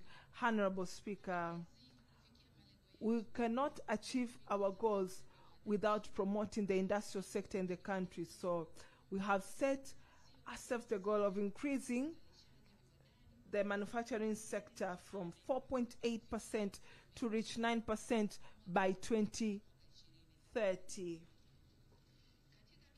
In the past period, we managed to start large industrial parks and attract more investors, including the Kuala Industrial Park, which when completed will generate 100,000. Those are direct jobs, and indirect jobs a total of 500,000. And also the Buzwagi Industrial Park, which is expected to generate 300,000 jobs when completed, will also add another new and modern industrial park in Bagamoyo, which is also expected to generate many jobs for Tanzanian youth.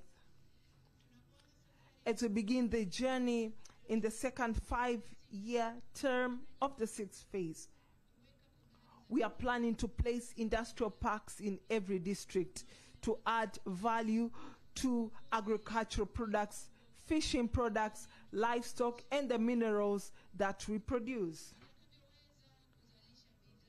which will be able to produce goods we need in the markets in our areas. We'll also promote the construction of industries that will feed other industries with raw materials and semi-processed goods that will be used by other industries, and also industries that will produce goods needed in regional markets. And the intention of this strategy is to move towards a self-reliant nation. Honorable Speaker, there are industries that were privatized but have been abandoned and are not functioning. This situation contradicts with the good intention of privatizing them, and also denies people market and employment opportunities. And because these industries were intended to add value to crops in the areas they are located, we will involve cooperative societies in reviving and running them. The government's goal is to see that the cooperative that have the capacity to distribute input, produce more, run value addition industries for crops, and find markets. In order to implement our industrial economic agenda well, we will continue to strengthen enabling infrastructure for electricity, water, ports, railway, and roads for transport and transportation of raw materials and products. We'll also review our business policies and laws to build an enabling and better environment for attracting business and investment. And likewise, we'll also join international investment platforms in Africa and worldwide to place Tanzania in a position to attract major world investors to open up our resources. Honorable Speaker, Tanzania is very much blessed with various types of minerals. Until now, the area that has been surveyed and thoroughly researched is only 16% of the entire area with mineral-bearing rocks in the country. And our work in the coming years is to ensure that these minerals bring development to our people and lift them economically. In the past period, we managed to increase the contribution of the mining sector to the national GDP from 6.8% in 2020 to 10.1% in 2024. And this step means minerals are contributing more income to the people, income to government revenue, and investment in social services. Towards 2030, we'll complete the strategy for critical minerals so that the government knows the type, quantity, and location of the areas where these minerals are located. Since critical minerals are most needed in the world, we'll increase attention in overseeing the investment in those minerals. In our effort to develop this mining sector, we'll review afresh the licenses issued to identify those that have not been developed and take steps to remove them to investors with the genuine intention to develop the respective areas. Honorable Speaker, small-scale miners have been a pillar, and so we are going to set special areas for them and providing them licenses and also grant them loans and also equipments and also give them adequate geological information. And we also continue what has been done by the Bank of Tanzania by buying back minerals from the, and we are doing this so as to ensure that the small miners will have a reliable market and also to formalize the mineral extraction business for the youth of Tanzania. Honorable Speaker, we are also going to continue strengthening, especially for the Tanzanite minerals. We are going to finalize the Tanzanite Exchange Center in Mererani. Apart from the fact that our country is a major producer, we want by 2030 Tanzania to be the main center for the sale of all minerals in East and Central African region. And another important step in increasing the contribution of the mining sector in countries' development is to oversee the value addition of these minerals in the country. And we are determined to have a multi-purpose mineral refinery in the country by 2030. And we'll stop transporting concentrates abroad so as to save jobs that we have been losing.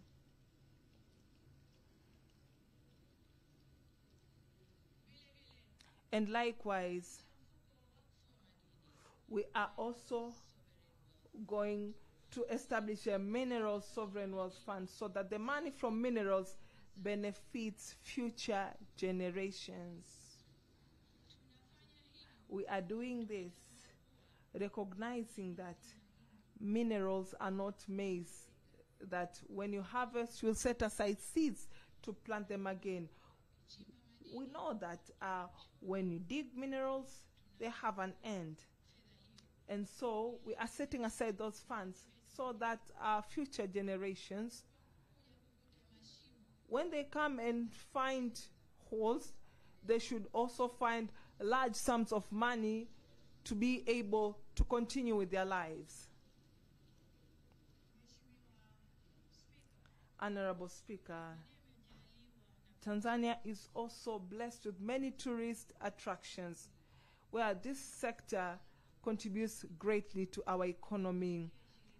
As we move to 2030, we'll continue to develop this sector, aiming to reach 8 million domestic and international tourists by 2030. And we believe that due to the quantity and the quality of attractions and great cultural wealth, we can be able to achieve this goal. And in order to promote tourism, we will link tourist attraction so that a tourist can spend many days in the country. We'll also improve our tourism and hospitality colleges by increasing the number of service providers with expertise in all fields in the tourism and hospitality sector. This sector is also an important part in creating more jobs for our people and increase our foreign exchange reserves.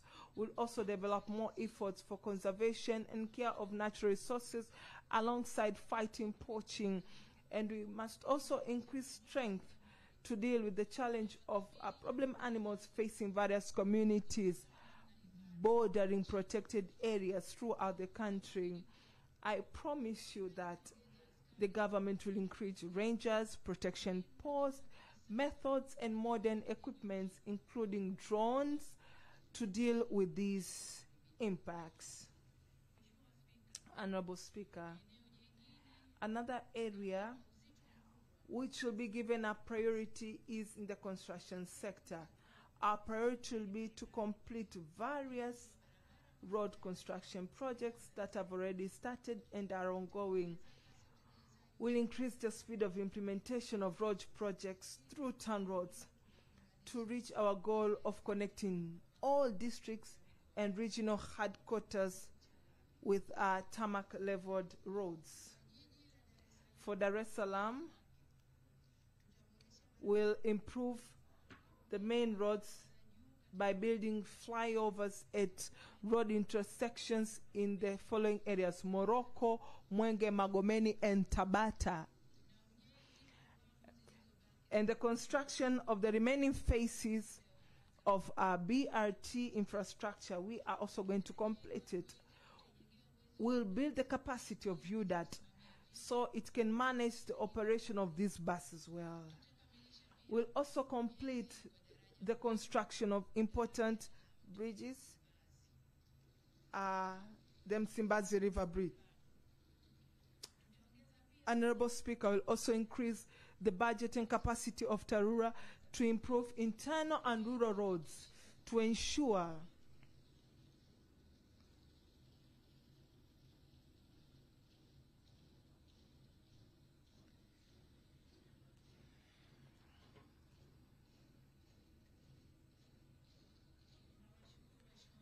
I thank you all. And you are showing me that this is one of those sensitive areas. And on that note, I need to put more effort in this area. So we are going to make sure that we increase the budget and build more capacity for TARURA. The rural roads are passable all year round, and so that the farmers can also access markets easily. On the side of housing construction, our efforts will focus on reducing the cost of construction material to enable people to be able to build better housing. We'll place special emphasis on good and affordable housing. We'll oversee the implementation of policies aimed at improving housing conditions in areas with informal settlements. We'll also work with the private sector to increase investment in urban development projects by directing ourselves to the construction of affordable housing. Alongside that, we'll also increase the speed of formalizing residential areas and strengthening land conflict resolution by surveying land nationwide with modern satellite technology. Honorable Speaker,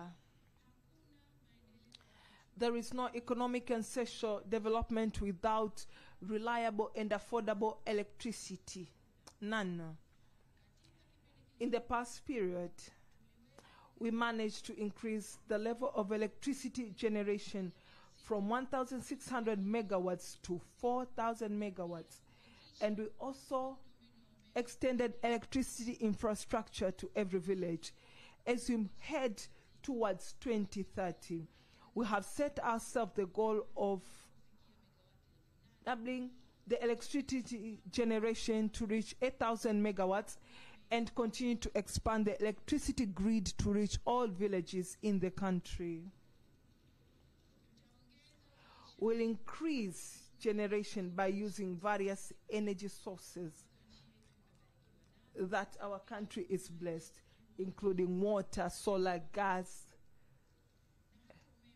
geothermal and wind, and even nuclear power.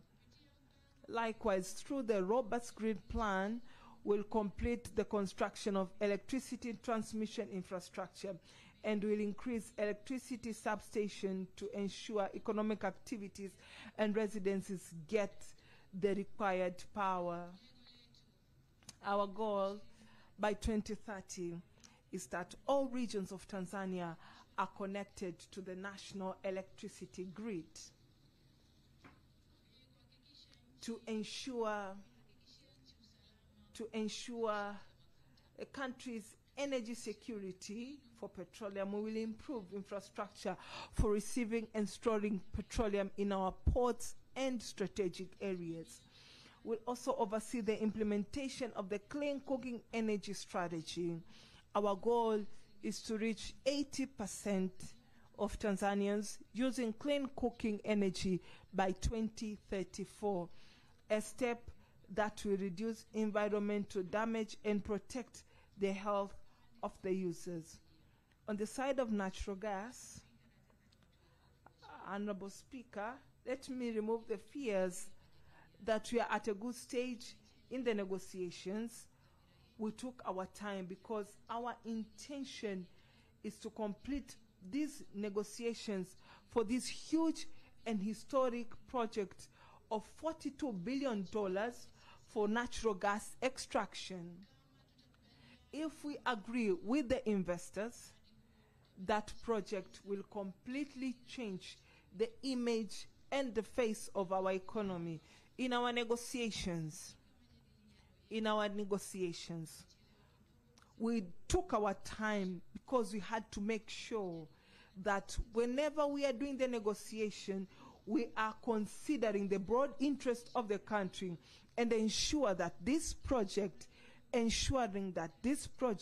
will benefit Tanzanians directly. Likewise, we'll also focus on increasing research on natural gases in offshore and onshore areas. Honorable Speaker, since Tanzania is the main gateway to other East and Southern African countries, we are compelled to invest heavily in transport and transportation infrastructure so we can serve well our brothers and sisters who are not fortunate to have sea entry and exit gates. This is the only way to benefit from our geographical opportunity. It is on this basis that we'll develop investment in the construction of the modern SGR railway for the Central Corridor by completing the remaining sections. Makutupora heading to Tabora, Tabora to Isaka, Isaka to Mwanza, and Tabora to Kigoma. And also the section going to Burundi from Uvinza to Msongati. We'll come with a strategy to ensure the railway creates a corridor of economic, business, and investment everywhere it passes. We're also planning to build SGR railway from Tanga to Musoma.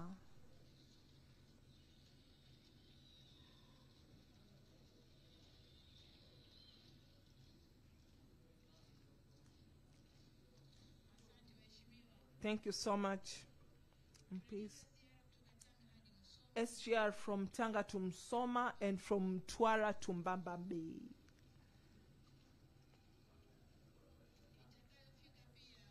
Which will also reach in the areas of Mchuchuma and Liganga. Along with building the new railway, we'll also oversee improvement of existing railway, including the Tazara Railway. And I'm happy to inform you that soon we'll have a ceremony to lay the foundation stone for Tazara Railway Rehabilitation Project, which will take place in Zambia. And for the old meter gauge railway, we'll repair the section of Tabora Kigoma, Kaliwampanda, Tanga Arusha, Ruvu Mruazi, so it too can be used to stimulate the economy. All these projects will generate many employment opportunities for the people of Tanzania. In involving the private sector, we'll oversee the arrival of private operators on railways being built by TRC. For starters, we'll have a private operator on Tazara Railway, and this step will further reduce transportation costs for the business people. We also intend to build modern urban trains in Dar es Salaam and Dodoma cities.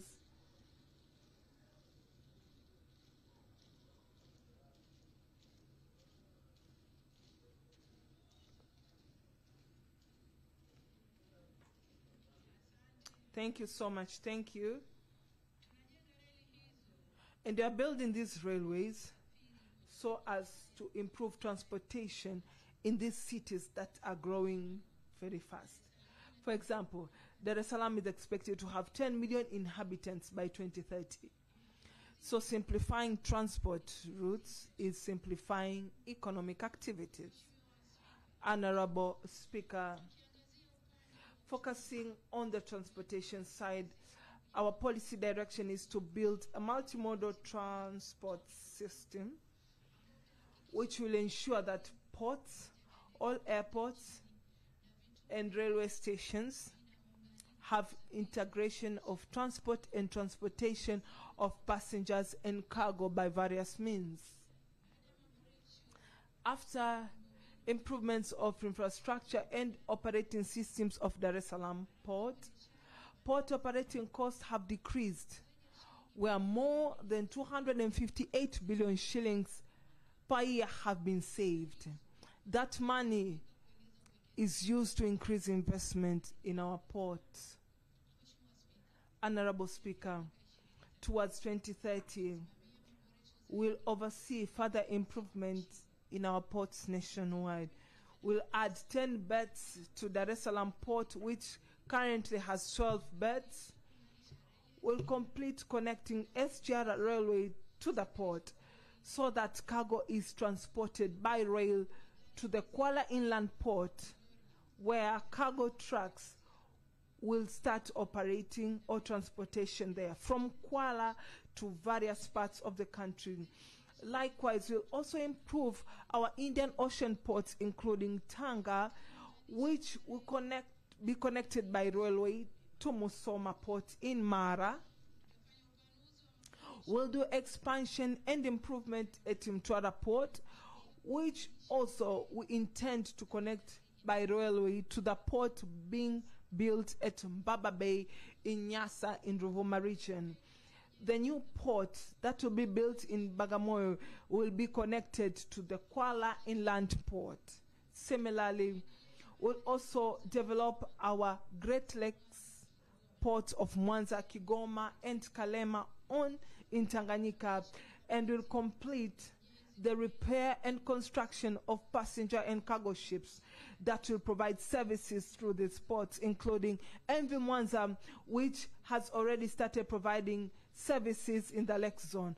Alongside that, we'll also complete the acquisition of a large ship that will provide services in the Indian Ocean.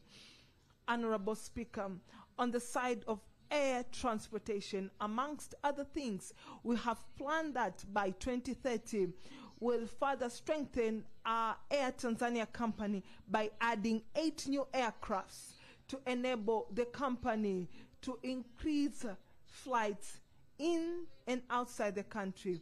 And our direction is to open up the country and making Julius Nyerere International Airport a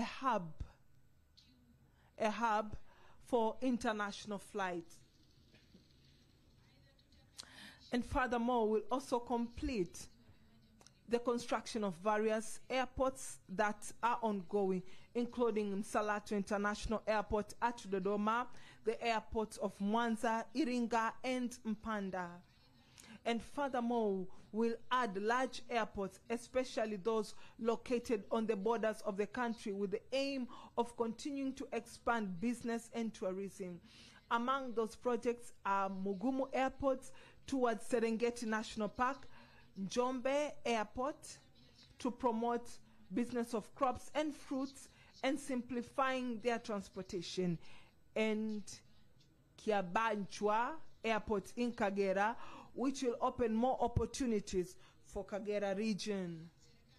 The government will build an aviation university and strengthen training and attract more experts, including pilots, engineers, and flight attendants. Honorable Speaker, as we are implementing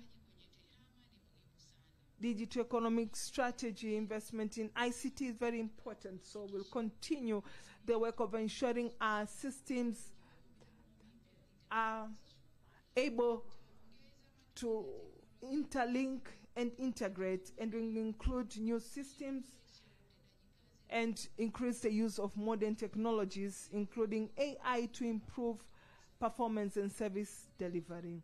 Through UCSAF and service provider companies will ensure internet services reach more Tanzanians to help them join in financial inclusion systems and grow their businesses. We'll also build a digital technology institute to build capacity of our youth to compete in the world of science and technology. Honorable Speaker, environmental conservation is a very important matter in the development we plan and anticipate towards 2030. We'll continue to emphasize on environmental conservation and other things. We'll also put more emphasis on the management of the carbon trade business for the benefit of the people in respective areas and the nation at large. Likewise, this step will help to reduce contract conflicts in the future. Honorable Speaker, we'll continue to protect the freedom of the media so that Tanzanians get their right to obtain information in and out of the country. We'll continue to issue licenses to media outlets and protect their freedom to do their work by following the laws of the country. We'll strengthen government information units so that they can provide information with expertise and timely. And furthermore, we'll also continue to recognize development journalists in the country through the Samia Kalamu Awards. Honorable Speaker, development of any country is seen in its culture and civilization, and moreover in today's world. Culture is a product and culture is also an economy. So we'll promote and make our language, Swahili language, a product. We are continuing with the preparation for building a modern film studio to increase the value of the work of our filmmakers in the country.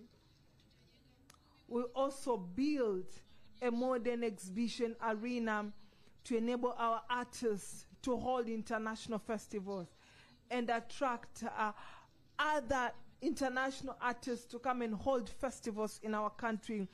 We want film and arts and music to create jobs and contribute to the national economy. Honorable Speaker, sports is also an economy. We cannot get big results without investing. Amongst the steps that we'll take is to start and develop sports academies in the country. We are going to start these academies with the aim of preparing today's and tomorrow's athletes. as you understand, our country will host the AFCON tournament in 2027, and towards that, we'll complete the construction of the stadiums that will be used, including the AFCON stadium located in Arusha and improvement of other stadiums nationwide. We'll also continue to attract various sports to be held here in the country to increase opportunities arising from hosting the sports. Honorable Speaker, Tanzania values international cooperation and would like to live with other nations on the basis of mutual respect and mutual benefit. The government has a genuine intention to develop the good relations that exist with friendly countries and international organizations. Always, we will focus on increasing friends and expanding economic opportunities for our country and its people. As a nation, we love to be respected, just like how we respect other nations.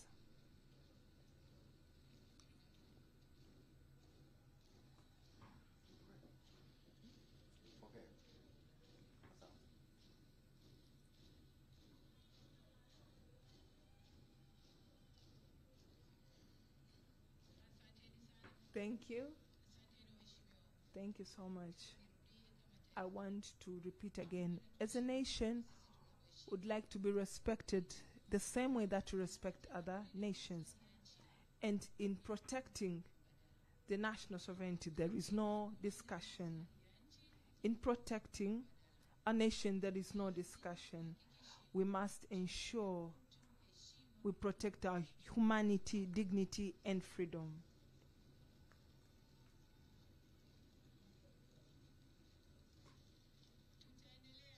We'll continue to be guided by the same principles of the foreign policy that was established by our founding fathers of non-alignment.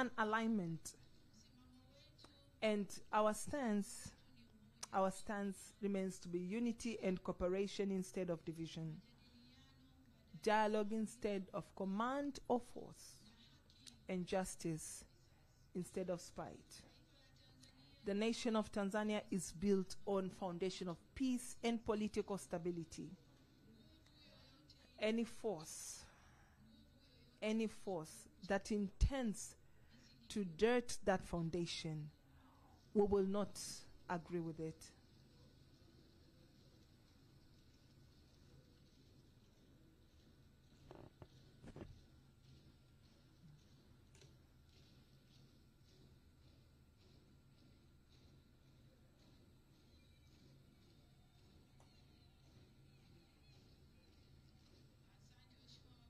Thank you so much, MPs. Honorable Speaker. On the other hand, we'll continue to strengthen our defense and security organs to ensure defense of our borders, the protection of our citizens and our people is in safe hands. And likewise, the nation of Tanzania will also continue to fulfill its duty to contribute to regional and international peacekeeping missions. Honorable Speaker, we have discussed many issues, but the foundation of all this success is the rule of law, integrity, and accountability at every level, from top to the bottom. The achievement of all that we have talked about is to have strong foundations to ensure the people benefit from the country's resources and also getting the services they deserve.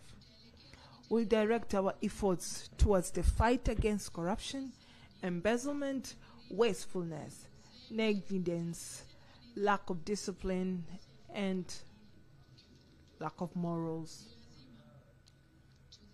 We must control the few who want to take us back by promoting personal interests.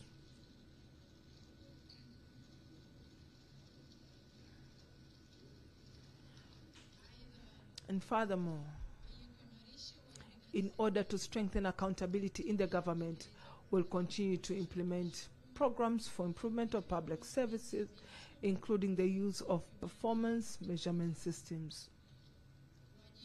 Responsibility goes with rights, or rights accompany responsibility. And therefore, alongside with wanting public servants to be accountable appropriately, we'll continue to improve the benefits of public servants according to the way the economy will allow. Honorable Speaker, we'll also strengthen the accountability and performance of public operations. Towards 2030, we'll make reforms of public operations to improve efficiency, transparency, and productivity. We want to increase not just by dividend that the government receives, but also to reach the goal of public corporation and institution to contribute at least 10% of all non-tax revenue. And our intention is to build the capacity of public corporations so that they can compete and invest outside Tanzania, like other external corporations we see here in our country. Honorable Speaker, another foundation of all these achievements is the rule of law. Our promise is that the government will cooperate with the judiciary of Tanzania to ensure justice is obtained by all people and timely. We'll continue to enable the judiciary with buildings, workplaces, staff, along with strengthening the use of ICT. And we take these steps so that this pillar can be able to perform its duty efficiently. Will oversee the full implementation of recommendation of the President's Commission to review ways to improve criminal justice institutions, and will continue to make reforms and improvement in all institutions dealing with criminal justice matters so that they can deal with all criminal acts. On the other hand, the government will continue to cooperate with various stakeholders, the law sector, including Tanganyika Law Society, together with other organizations to facilitate access to legal services and assistance to people. Because in the past period, we saw its benefit in resolving various challenges affecting people of Tanzania. Furthermore, we'll complete the translation of all our laws into Swahili language, which is also an important step to ensure our people understand the country's laws easily. Honorable Speaker, I could not say everything that will be done in the next 5 years because time does not permit. But I will get another opportunity, certainly, to address this Parliament in the coming days.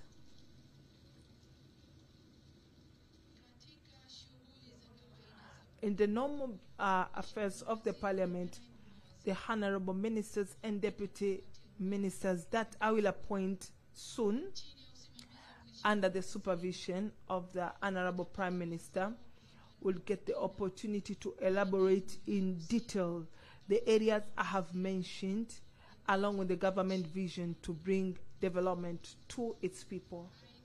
And furthermore, if it pleases you, Honorable Speaker, this speech to be debated by the honorable members of Parliament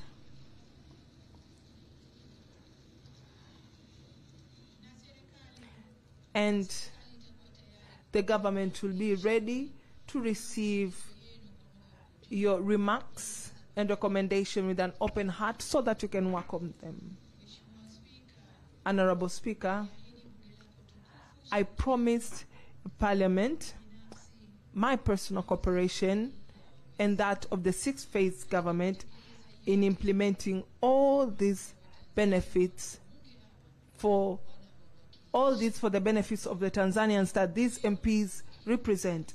So my plea to you, honorable MPs, is to give your sincere cooperation to the government, and together we'll build a country where systems work together and development projects are implemented efficiently, so that Tanzanians too can do their work with diligence and expertise for the development of our nation. I pray to God that the end of the 6th phase should not only be measured by things, buildings, and things that are material, but should also be measured by the smile of humanity that will be left on the faces of Tanzanians.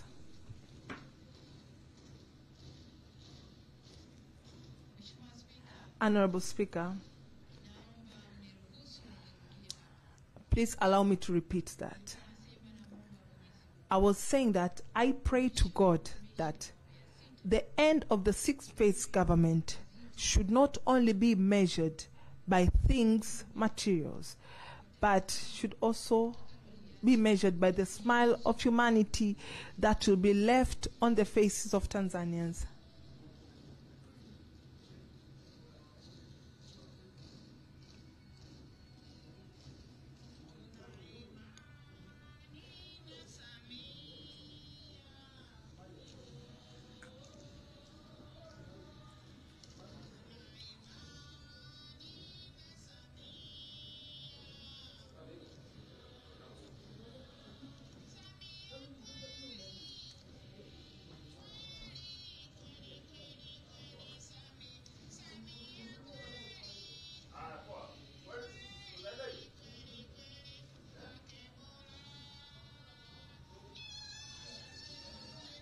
Thank you so much, MPs. Thank you so much, MPs. Thank you. Thank you, MPs. Honorable Speaker, after saying that, I now have the honor to declare that the 13th Parliament of the United Republic of Tanzania is officially opened. And I pray that God bless Tanzania, and may He bless all the MPs and the people of Tanzania. Thank you so much for listening. Thank you.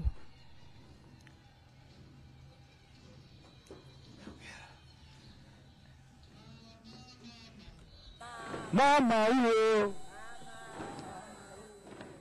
Mama huyo. Mama.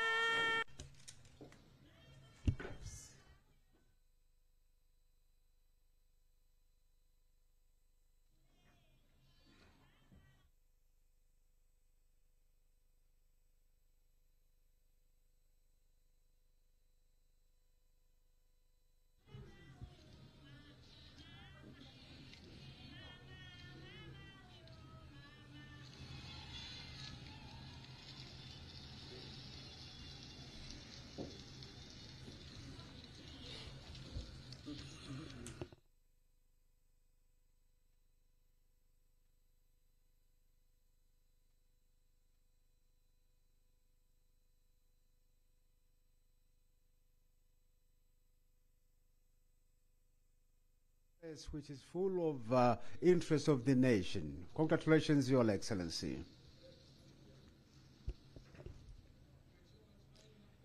You have given great hope to the people of Tanzania on the universal healthy coverage, which is the aspiration of the majority of Tanzanians. Congratulations, Your Excellency. You have given the precaution to the reckless public servants, and this parliament will assist you in making sure public servants who are reckless and indisciplined are not in the system. You have pronounced your appointment on these strategic projects, and that you will stand for the broader interest of the people and the nation. You have touched on the international cooperation. Your Excellency, I was in the foreign defense community for 16 years in this parliament.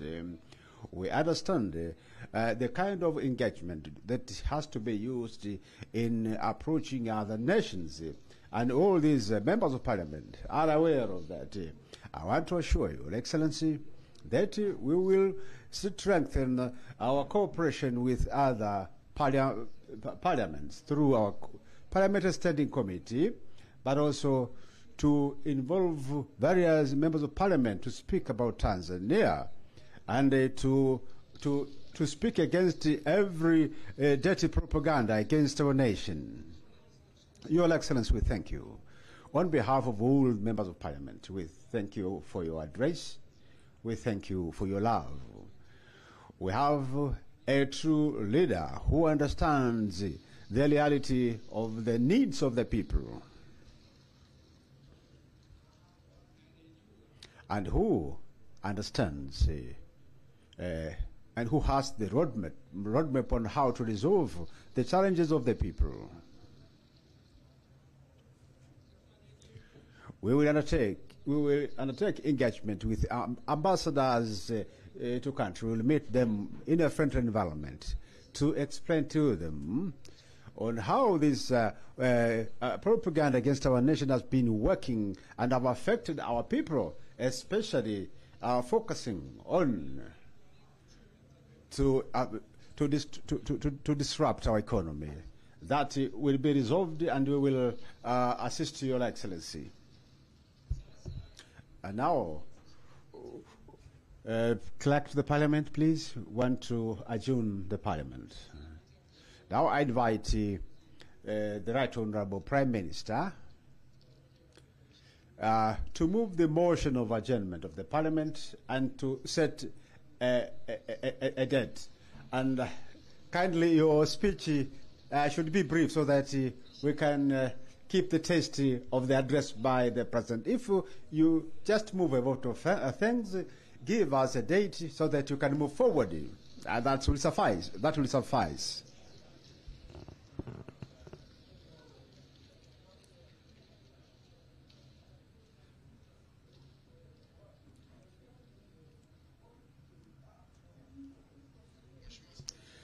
The Right Honourable Speaker, permit me to seize this occasion with a sincere heart to thank Her Excellency Dr. Samia Suluhu Hassan, President of the United Republic of Tanzania,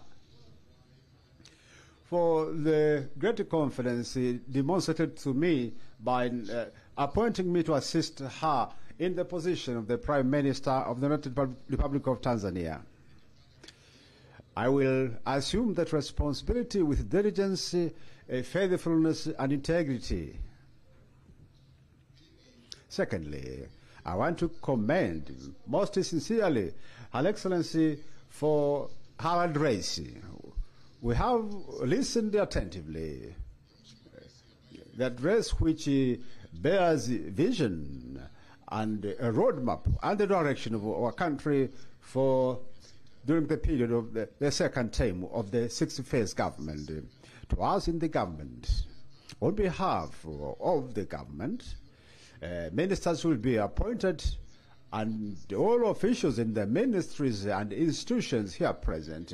We have received this address as directives and guideline on which we will guide our action.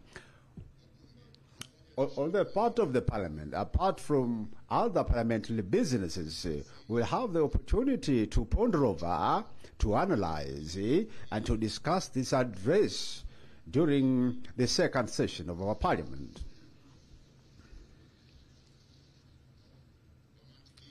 On that basis, Honourable Speaker, permit me to seize the occasion to thank all the members of Parliament for the cooperation accorded in approving my name. And I once again reiterate my gratitude to you personally for your firm leadership. We have witnessed that you have had a good commencement, and we believe you will steer ably the affairs of this assembly. And on behalf of the ministers to be appointed, we want to assure you of our full cooperation to you and the Deputy Speaker and all the members of Parliament. We will be open to opinion. We will listen to you and work on all that you will advise in a special way. I want to thank the people of Iramba constituency for giving me the opportunity to continue to serve them in the position of a Member of Parliament.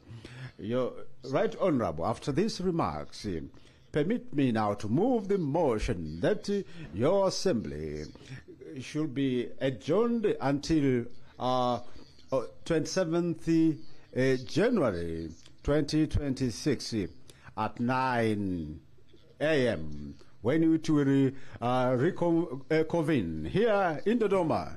Right Honourable Speaker, I move the motion. The motion has been moved and supported. Now I will ask you, those who agree with the adjournment until 27th January 2026 should say yeah, and those who say no, kindly show up. So the motion is moved and passed. Right, honourable members of Parliament, now we shall sing the national anthem and the anthem of the East African community.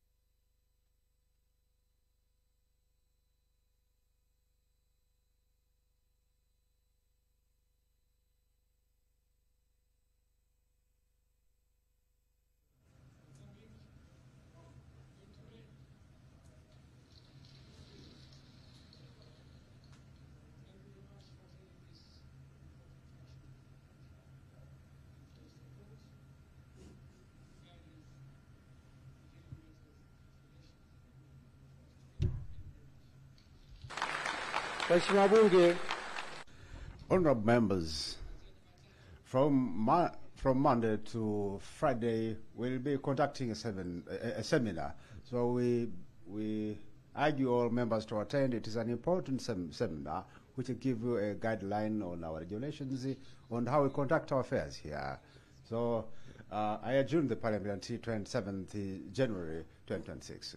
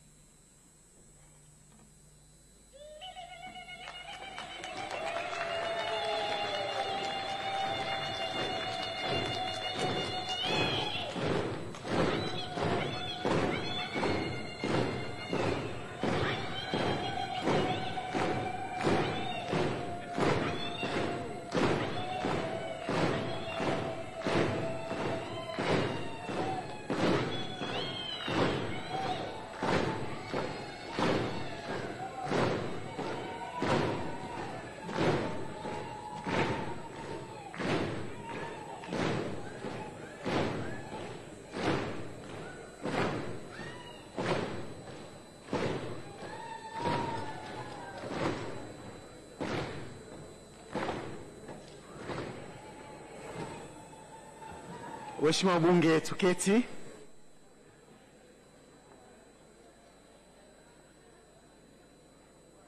Waheshimiwa wabunge, msafara unaofuata sasa kutoka ndani ya ukumbi wa bunge unakuwa ni wa Mheshimiwa Makamu wa Rais wa Jamhuri ya Muungano wa Tanzania, Balozi Dr. Emmanuel John Nchimbi, utaongozwa na Hamza Idrisa, mpambe wa bunge, na makatibu mezani.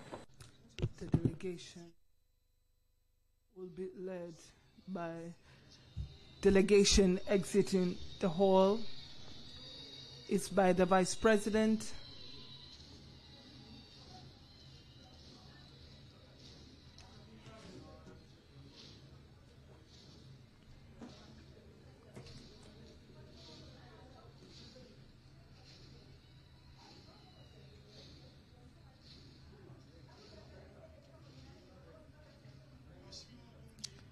Honorable MPs. The third delegation is for the Deputy Speaker, Daniel Balansiro, together with the President of Zanzibar and the Revolutionary Council Chair, Dr. Hussein Ali Mwinyi, and the second Vice President of Zanzibar, Honorable Hussein Ahmad Abdullah. Then the Secretaries Ubi Yona Kirumbi, Zainab Kishonga, and the Sergeant at Arms is Sabi Rutiginga.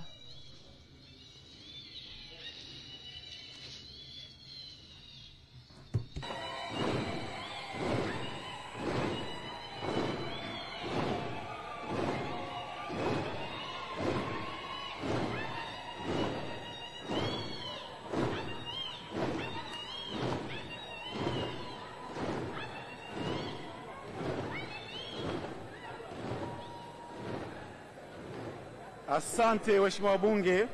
Thank you so much. And the following delegation, Sergeant of Arms, Mr. Shukuru Mkenga, and this is the procession for the Chief Justice of Tanzania and the one from Zanzibar, and the secretaries are Michael Chikokoto, Aziza Makwai, and Nema Msangi.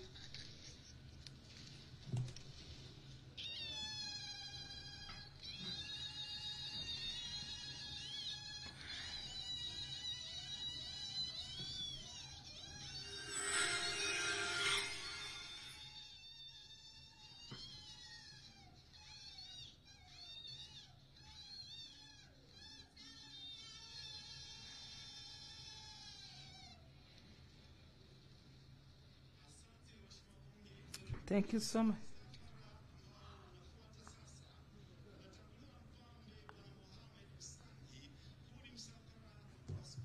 This is the procession of the Speaker from the House of Representatives, Honorable Al-Haj Zubair Al-Maulid, and the Secretaries, Monica Mwaga, Pili Omar, and Emmanuel Mpanda.